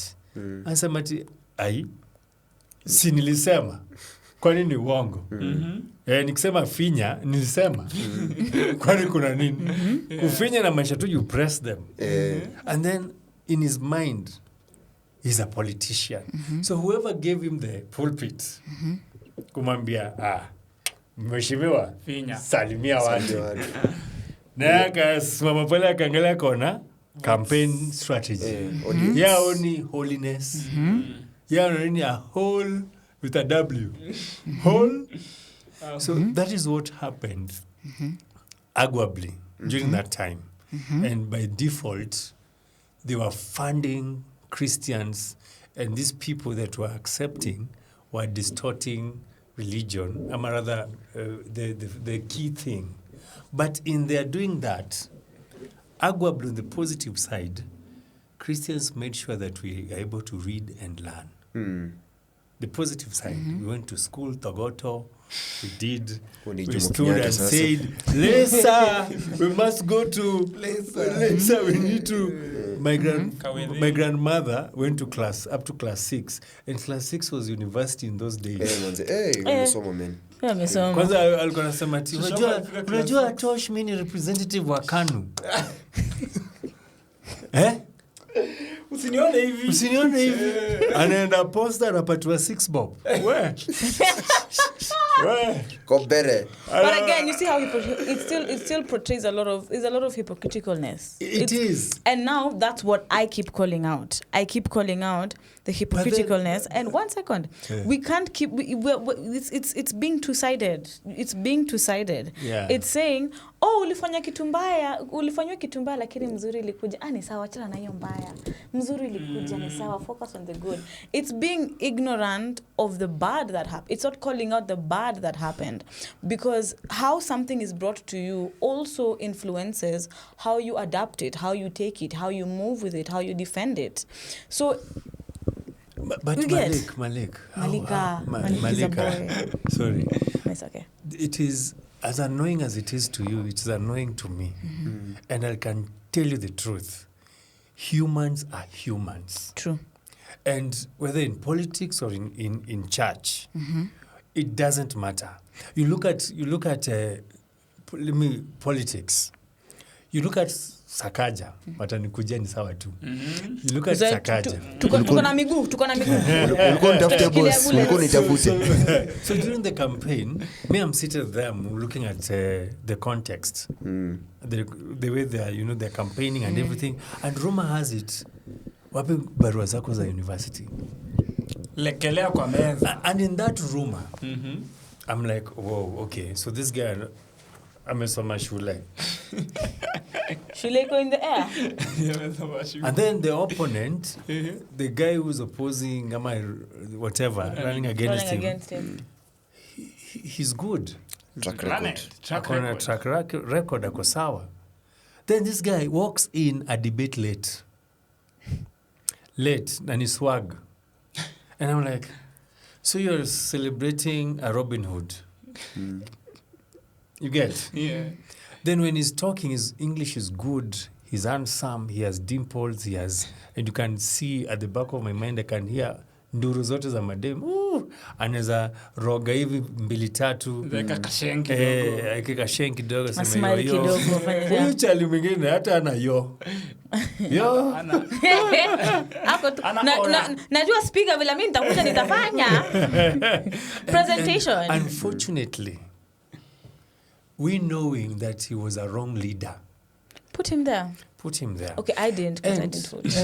And it is so bad that even during the political campaigns when they were talking about laptop in every school, in every child, all these visions have never been achieved. And they will never be achieved. Now the this government. The problem is not the government. The problem is the voters. It's the people. I agree. Now again, you can't blame the voter. Because those who are empowered deny knowledge to those who do not have knowledge. That is also very true. So Nairobi is so empowered that they know the truth, that they don't want to talk to people in Kisumu, Eldoret, and Marsabit. They don't want to talk to those people. They don't want. And they don't want because you go to Limuru or you go to Marakwet, and the fact that that person is selling you land at 20,000 shillings, you are buying it so fast, as opposed to 500,000 shillings. And the conversation is, nilienda huko Nyali nikapata land ingine hapo ya 20k. Wanatupa, hawa sasa ni wajinga. And you see, as much as you're saying that, you are denying these people their right. True. Right of information. True. And those who, now, if that is to the normal wananchi, wanajifinya na conversations, wana hide. What about the hierarchies? Of course, it's those who are in power. If I know somewhere there's a land somewhere, I'm calling a few friends at a club and I'm like, we can get that, I want to of course nini. And at the back of my mind, I know this is bad. I know that I'm a politician, I've gone to pulpit. I know I'm at any najua niko church. Najua hii base, sifai kuongea kitu yote juu ya politics. But I open my mouth and speak it anyway. It is now, to me, how did I find peace in myself? They are humans, and they have a right. I don't vote for people I feel or I smell. When you see a donkey, it is not a horse. It's a donkey. Call a spade a spade. When even the current government, I've never voted for them. None of them. Even hata ningekataa sababu umevutia Sakaja. So you get my point. Even Sonko, when they were praising him, I was like, no. This is Robin Hood in reality. Anaiba hapa but anaeka hapa but anachukua hapa but anaeka hapa but sasa so ukinilipia hosi it is okay. But mbona hatuna ambulance?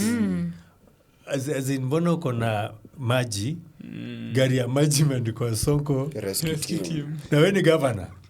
Make it happen.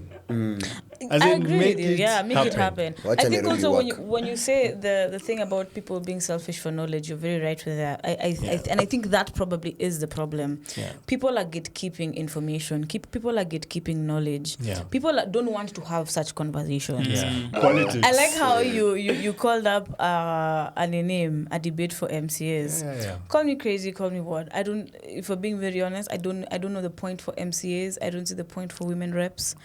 And I'm saying that as a woman. Yeah.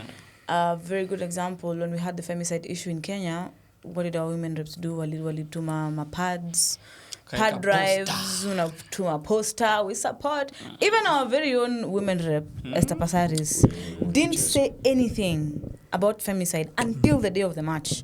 We kicked her out. We're like, what are you coming to do here? Alifukuzwa. Unakuja kudu nini hapa? So even now, we're talking about religion and in conjunction with politics. Yeah. And it really feels like the same thing that happened then is happening again. Yeah. I keep saying I feel like this generation or this era we are in, it's like the reincarnation of our ancestors. Mm-hmm. We have the chance to get this shit right. Mm-hmm. And I think if we drop the ball this time, it's going to be very difficult to pick it back. Yeah. Shout out to countries like Burkina Faso, like Namibia, like Senegal, like Mali, who are their leaders are trying to do something for the betterment of not just their nations, and not just their people, but Africans as a whole. And I really do think as Africans, if we can all come together, if we can all, it's very, you see like how in East Africa we have an East African passport. Yeah. How ukitaka kwenda Rwanda unaweza enda tu. Like right now, and then how in Kenya and SA we don't have visa regulations for 90 days. If you want to go to SA, bora uko na flights, uko na air tickets. Uko sawa, and where you're sleeping, you're good. That I think that's January. Amazing. So I think we need to share knowledge together, and we need to say we need to not accept some nonsenses. That's why I keep saying we question shit. Unaona MP amekuja kwa chat yenu, mnajua kuna mama hapo ni mgonjwa. Kuna a family there that needs help. Okay, not what money is being given, what system is being put. Because if you give someone something, itaisha.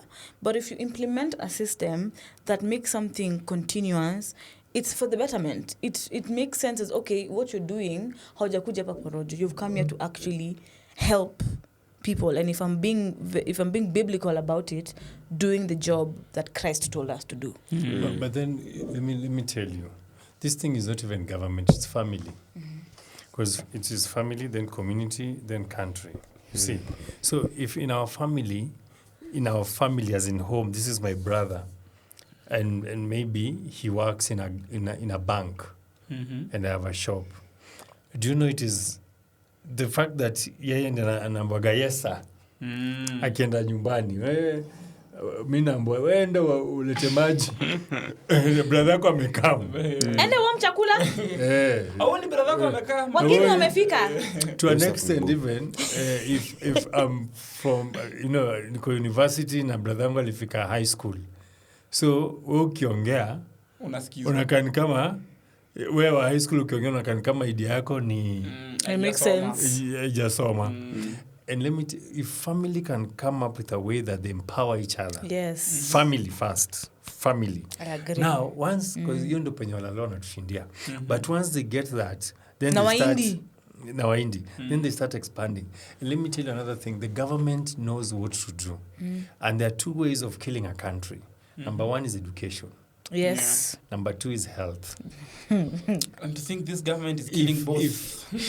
See, Even in the States, it's like copy paste what Trump is doing. Yeah. It's like Ruto is looking at him, is like, dude, $1 million idea, copy, literally. And you see, when you kill education, for example, hypothetically, our books, literature books, used to empower us in terms of Tumbo Lisilo Shiba, Merchant of Venice, Nini, The River and the Source. All these books, they used to empower us. Now, Sasa kwa ulisoma between. Nilisoma high school. Sikuifanya high school. Nilisoma kivyangu. That's lovely teacher. Did drop the bomb. Hakuna msa alisoma concubine hapa. Ulisoma kitabu ni concubine. Yeah. Wait, what? There's a book called Concubine. Deep state. Najua but sijui. Unajua rumors. Najua rumors. Nini unajua rumors? Sisi tumesikia sasa hivi. Na guys nilimaliza shule the same Sasa year. ile mimi brag na kastwangu na mbeaga nyinyi tulieni. Somo na Kibaki kwanza. Damn man. Ni kweli.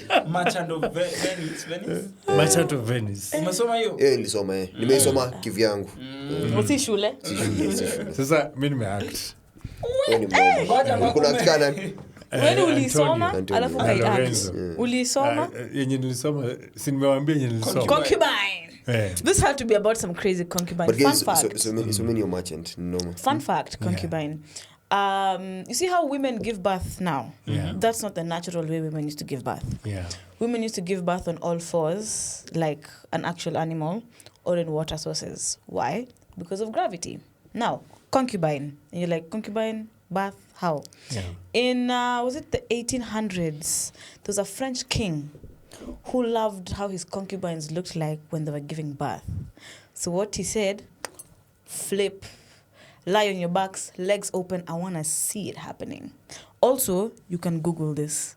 Yeah. It is history that you can actually Google. So, wenye mnapanga kuwa na watoto, wenye mnapanga kuwa na watoto, do not have your wife or baby mama give birth lying on the bed because it is a disruptor of gravity. If I'm standing up and the child is supposed to come down my womb like this, when you lie down, it changes the COG. So mtoto anakuja anavurutwa chini with gravity akisukumwa nje. So that was just my fun fact. Wow. Yeah. Okay. Okay. Mimi niko na shida kidogo tu. I thought it was differing between cultures and stuff like that because I know in North Kenya, Northern Kenya, it's a practice that has lived forever. Wanazanga kama wamesquat. Yes, because that's how you're supposed to do it. Wewe umesema all fours.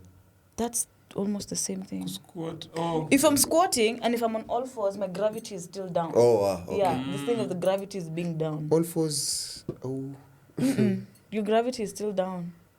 You see the I have no comment. Me too. Why? Because I'm a man. Sorry. Niko na knowledge lakini siko wise. I see it. Ingekuwa ati niko doing wait, go.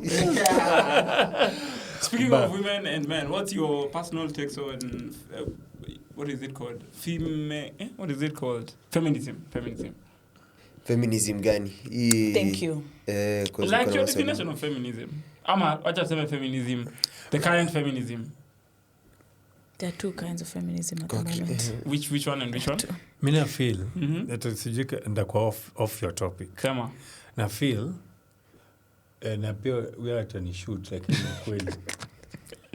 They went wrong by over empowering. Kindly not over empowering women. Because now empowerment was good, but they overdid it. I agree. Now when they overdid it, there's a problem right now with your generation and also I think my generation. Yeah. My generation, many of them have baby mamas. Catch me dead. Your Your generation, many of them do not want To have kids. to settle. Okay. Yeah. So they have. Can I? I love So now maybe 40, 30, and our parents were going to answer 22, 21, 18, 19. And probably there's like a generation here. Let me say my generation. Unapata na msee unataka kumdate ama unataka ama mnaongea na kwamba by the way niko na watu watatu. Kuna baby mama fulani. Alafu nini inafanyika? ama single mother. I hope you are unapenda single mothers. Niko na watatu. Actually kuna watoto watatu sahi, different fathers. Now your generation mnafanya sasa kuna FW mingi, kuna situationships mingi. Yes, people are afraid of commitment. Undefined relationship. Kuna hadi machali wanaishi peke yao wawili ni 42. Na wanaishi wawili. Sorry, si 42. 42 hapana. 42 ni generation yetu. Nasema generation yenyu ya 21 ama 25 kwenda below. Wanakaa tu na ma-PS hivi. Wanacheza tu. Thank you. Nini wanakuambia story za aviation. And you want aviation wanakuambia story aviation ya chui.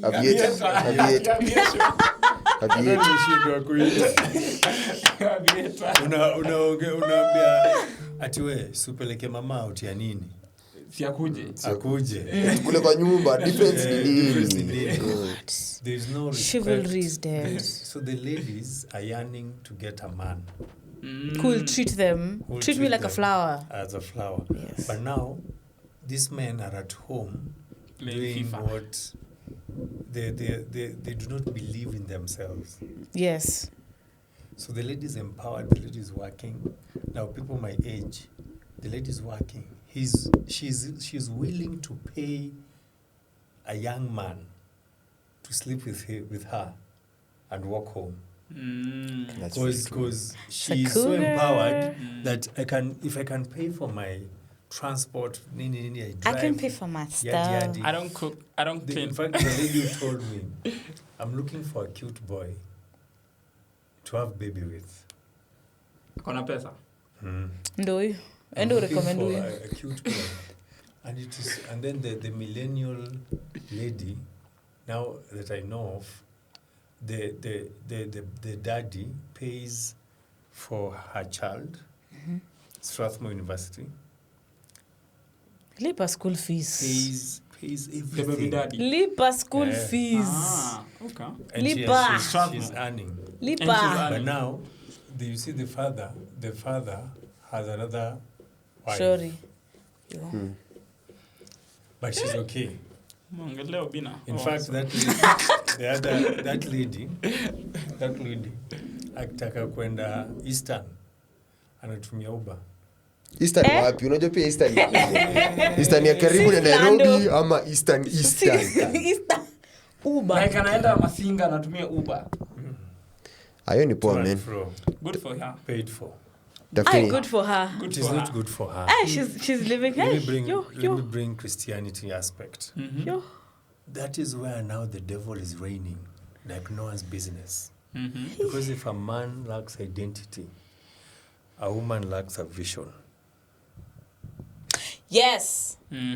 Yes, because with a man's identity, men need purpose. Yes. And your identity gives you a purpose. Yes. Yeah. And a woman is attracted to a man who has purpose. Yes. And we are like the vision seeker. We see the vision. Yeah. You give us, that's why you give a woman a seed, she'll give you a child. Give a woman a house, she'll give you a home. Yes. So if you don't have identity and you're right, which is purpose, a woman is like, for why? What am I doing here? What am I doing here? And you're very right when saying women have been overpowered. And I always say the problem with the feminist movement, it's not of good. It's out of good being that we want to be seen as other human beings. Yeah. It can't be me and you are working in the same office. Yeah. I have a PhD, you have a master's. Yeah. But when it comes to promotion, when unapewa masters, when unapewa promotion, sipewi. Yeah. But I have more experience more than you. Yeah. So that imbalance, I'm like, okay, let's work on that imbalance. Yeah. But at the same time, we can't in every situation we can't be equal. And that's the problem that I think women need to understand, especially with the feminist movement. Yeah. The feminist movement should have encouraged more of equity than Equality. 100% equality, because we can't be equal in each and every situation. Yeah. When we say equity, we say the role of the man is to do what? To protect, to lead, and to provide, right? If my man is providing for me, he's protecting me, I'm feeling safe, I'm feeling okay, we have a sense of direction, I will automatically, as a woman, mind you, submission is not a command given to women. It is not a command, and people always now misinterpret and say, no, women, you should submit. It's not a command. It's a what? It's an instruction. Okay. So, and women, it is within every single woman's nature to submit. somebody's definitely gonna come for me at the comment, and it's fine. But that's the truth. That's the truth. It's within our feminine nature. That's like how it's within masculine nature to want to conquer, to want to solve problems, to want to get a solution.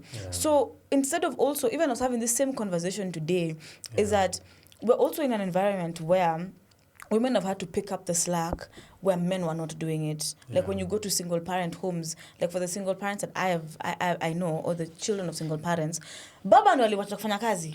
Baba either alikuwa mlevi, akakuwa deadbeat, so the mom had to pick up the piece, but society ends up doing what? Shaming the same woman for being a single mother. And that's why you see now in my generation, I, as somebody who wants to have kids, I'm very proud that I'm currently helping in the reduction of the birth rate. I'm very proud of it. I'm very proud. And I want kids.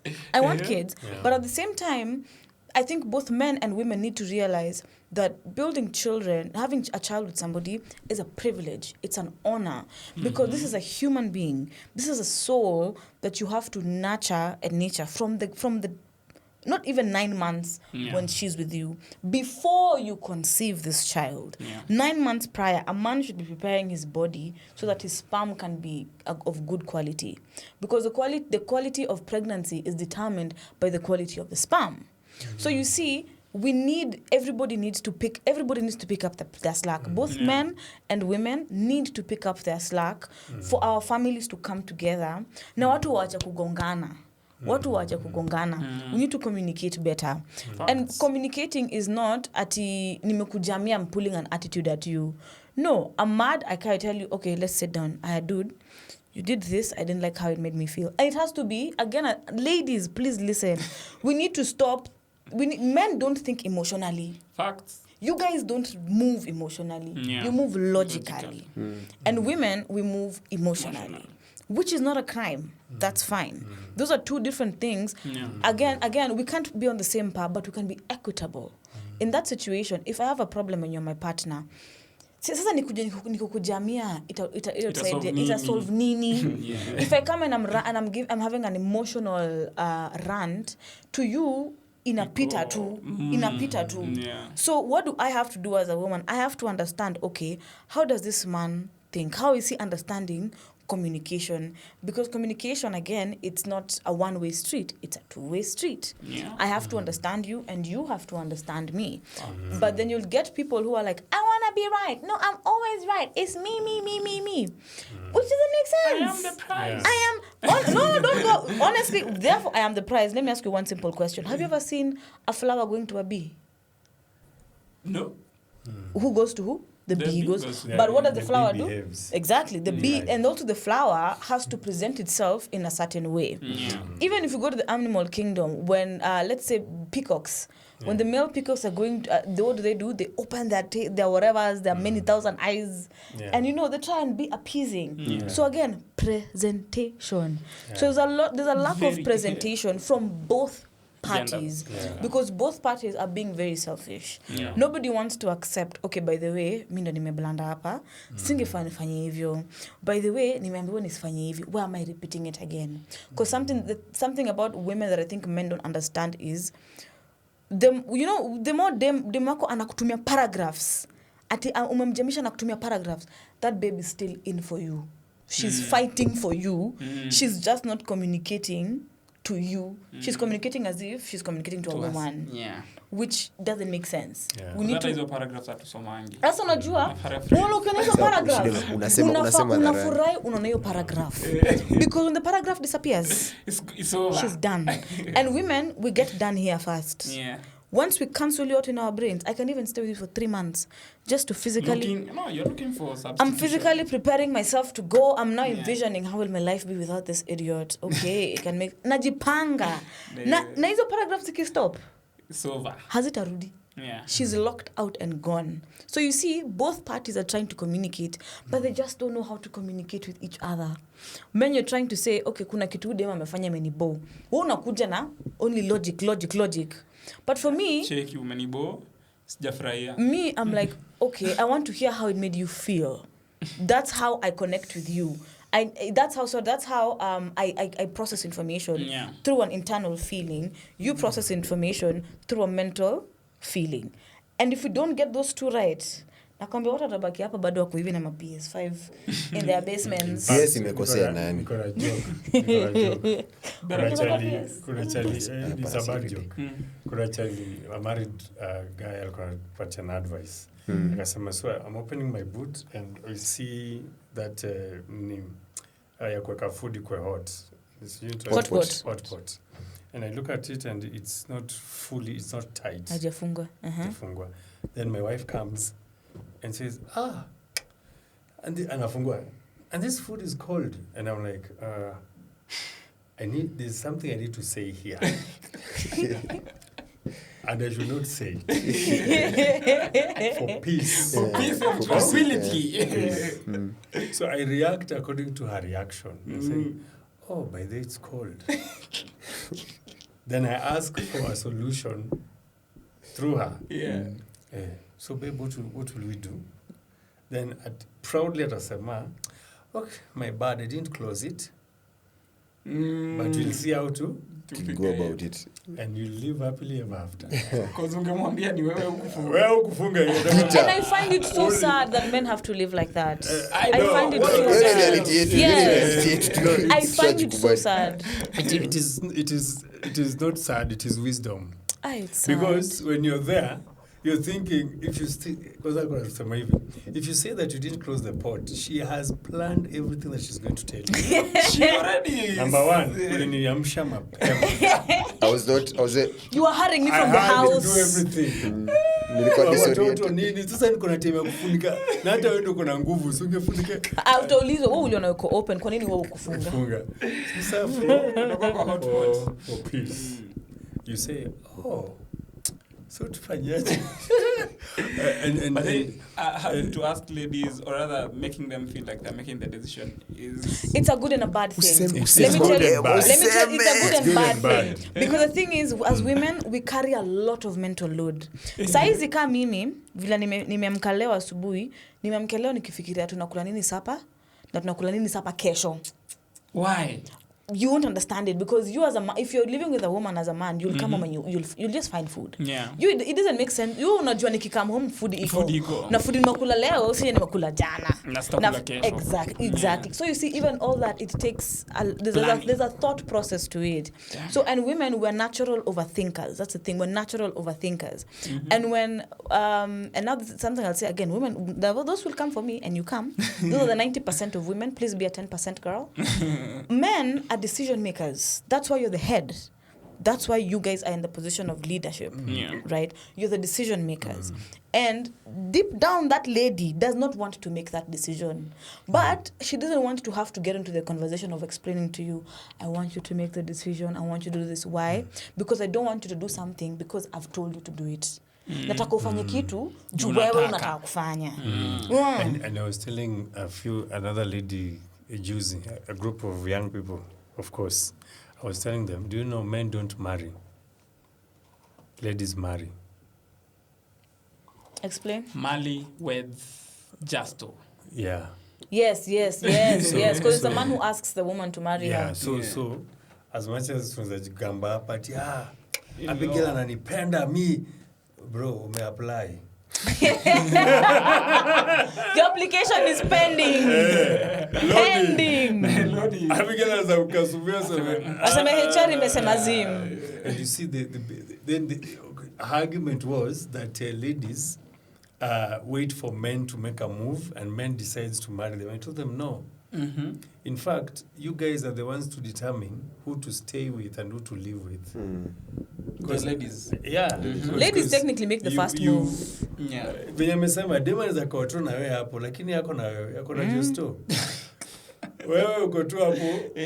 Lakini kwa mind yake. And then the beauty about ladies now is it doesn't matter what you have. As long as is that I don't know if it is a click or a vibe or whatever. It doesn't matter. Energy is matching. She will nurture it.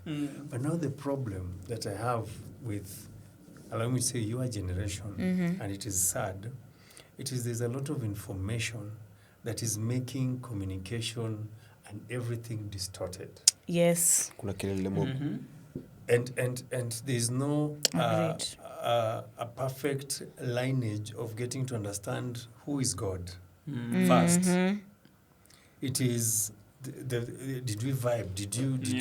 So they ask me, how can I tell the right person? And I tell them, are you right? You yourself. You get now, because if you're right, then you'll rightfully choose the right person. The right person, yeah. That's true. You get.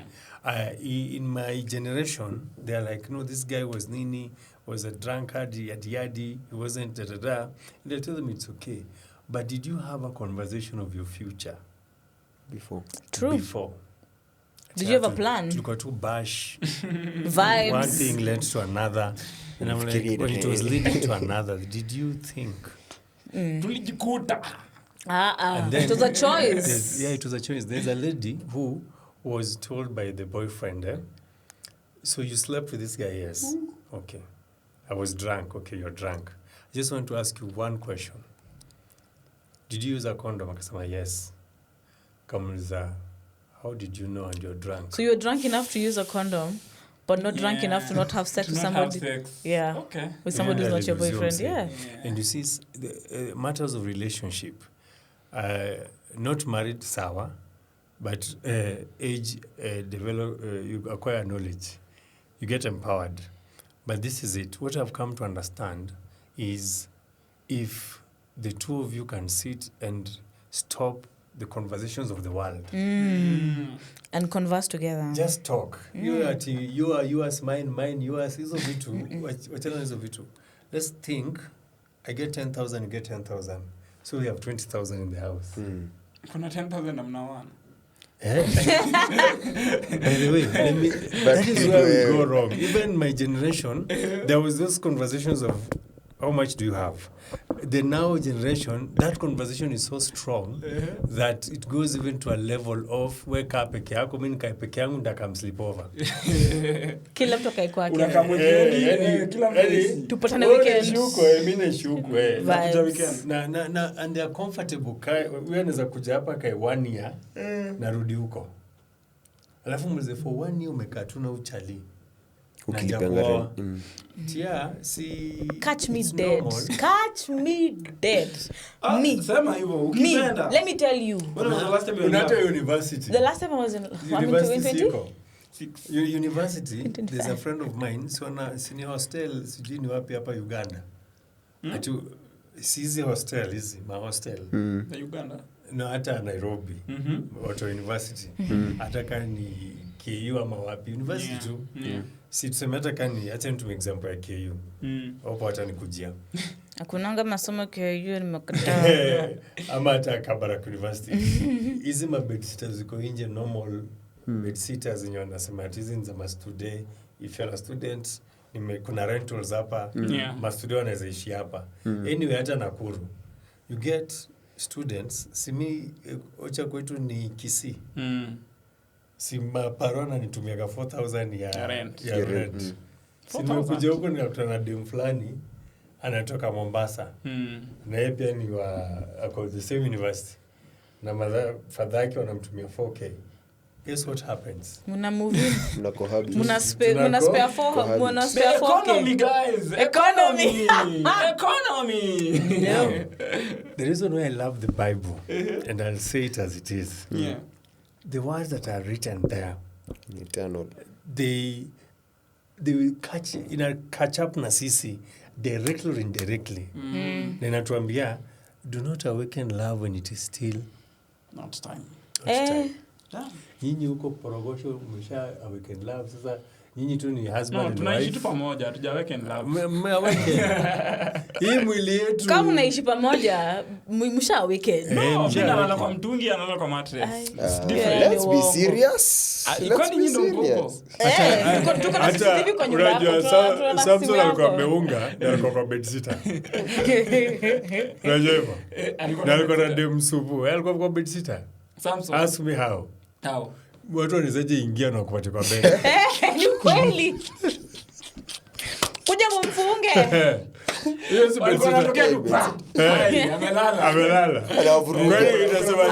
And the soldiers went upstairs. Wapi? Fungua kapata kwa mtita. So kama Samson, mwenye ako na nguvu, sembuse wewe. Mwenye uko kwa mtungi. Utatunga nini? Me, but honestly, I think this is just my thought, yeah. not just thought, my set of principles, my set of rules. I'm a government. I'm the government governing Malika, apart from God. Yeah. Sure. God technically the president, meaning deputy. So, in this government, there is no way we're getting into a coalition with another person without a contract. Layman's English, there is no way on living hell or earth or heaven or purgatory or where am I going to go and live with a man and I'm not married to you. I'm sorry. Me, I'm not. Ngori, man. Personally, as there's no way. There's no but way. Weekend iko sawa. Weekend is different. Live. Yeah, live. Like moving. But ukichukua hizo Like I'm weekend moving in with you. Ukichukua Like I'm moving in with you. Ukichukua hizo weekend living.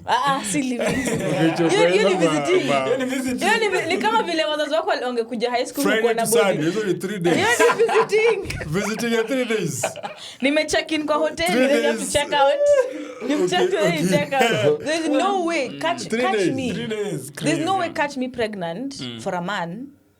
And I don't know your clan, me people, your clan doesn't know my clan, please. Me, I cannot. We are Kenyans. I don't care. Now the problem is people are treating babies like jewelry. Like? Jewelry. Oh. Kukua na mtoi ni kukua na the next new ring. It's having the next best chain. Trap nayo. Is it trap? Nakwambia Aki guys, back to sender. Yeah. Breathe in, breathe out. Maji meisha. In the interest of time, Pia Tosh, I understand unafaa kurush somewhere. Yeah. So in the interest of time, we'll have to carry it there. But what a conversation, man. What a conversation. We've really talked about everything. Let us know what you think about the comment section. Like I told you, we are having these conversations. Atupigani, it's just for knowledge, all of us to understand. And really, thank you for always supporting us. Come uja subscribe. This is your baton. Tosh and Malika, last words, 30 seconds. Stay safe. Read the Bible. Yeah. Trust God. If you have so much questions about the Bible and everything, please, I beg you, pray. It will be revealed. That's what's up, Malika. Stay African. Question everything. And use your brain. Use your brain. Just because somebody has told you a spade is a spoon doesn't mean a spade is a spoon. So question everything and be a seeker of knowledge. I think that's the biggest thing I can share.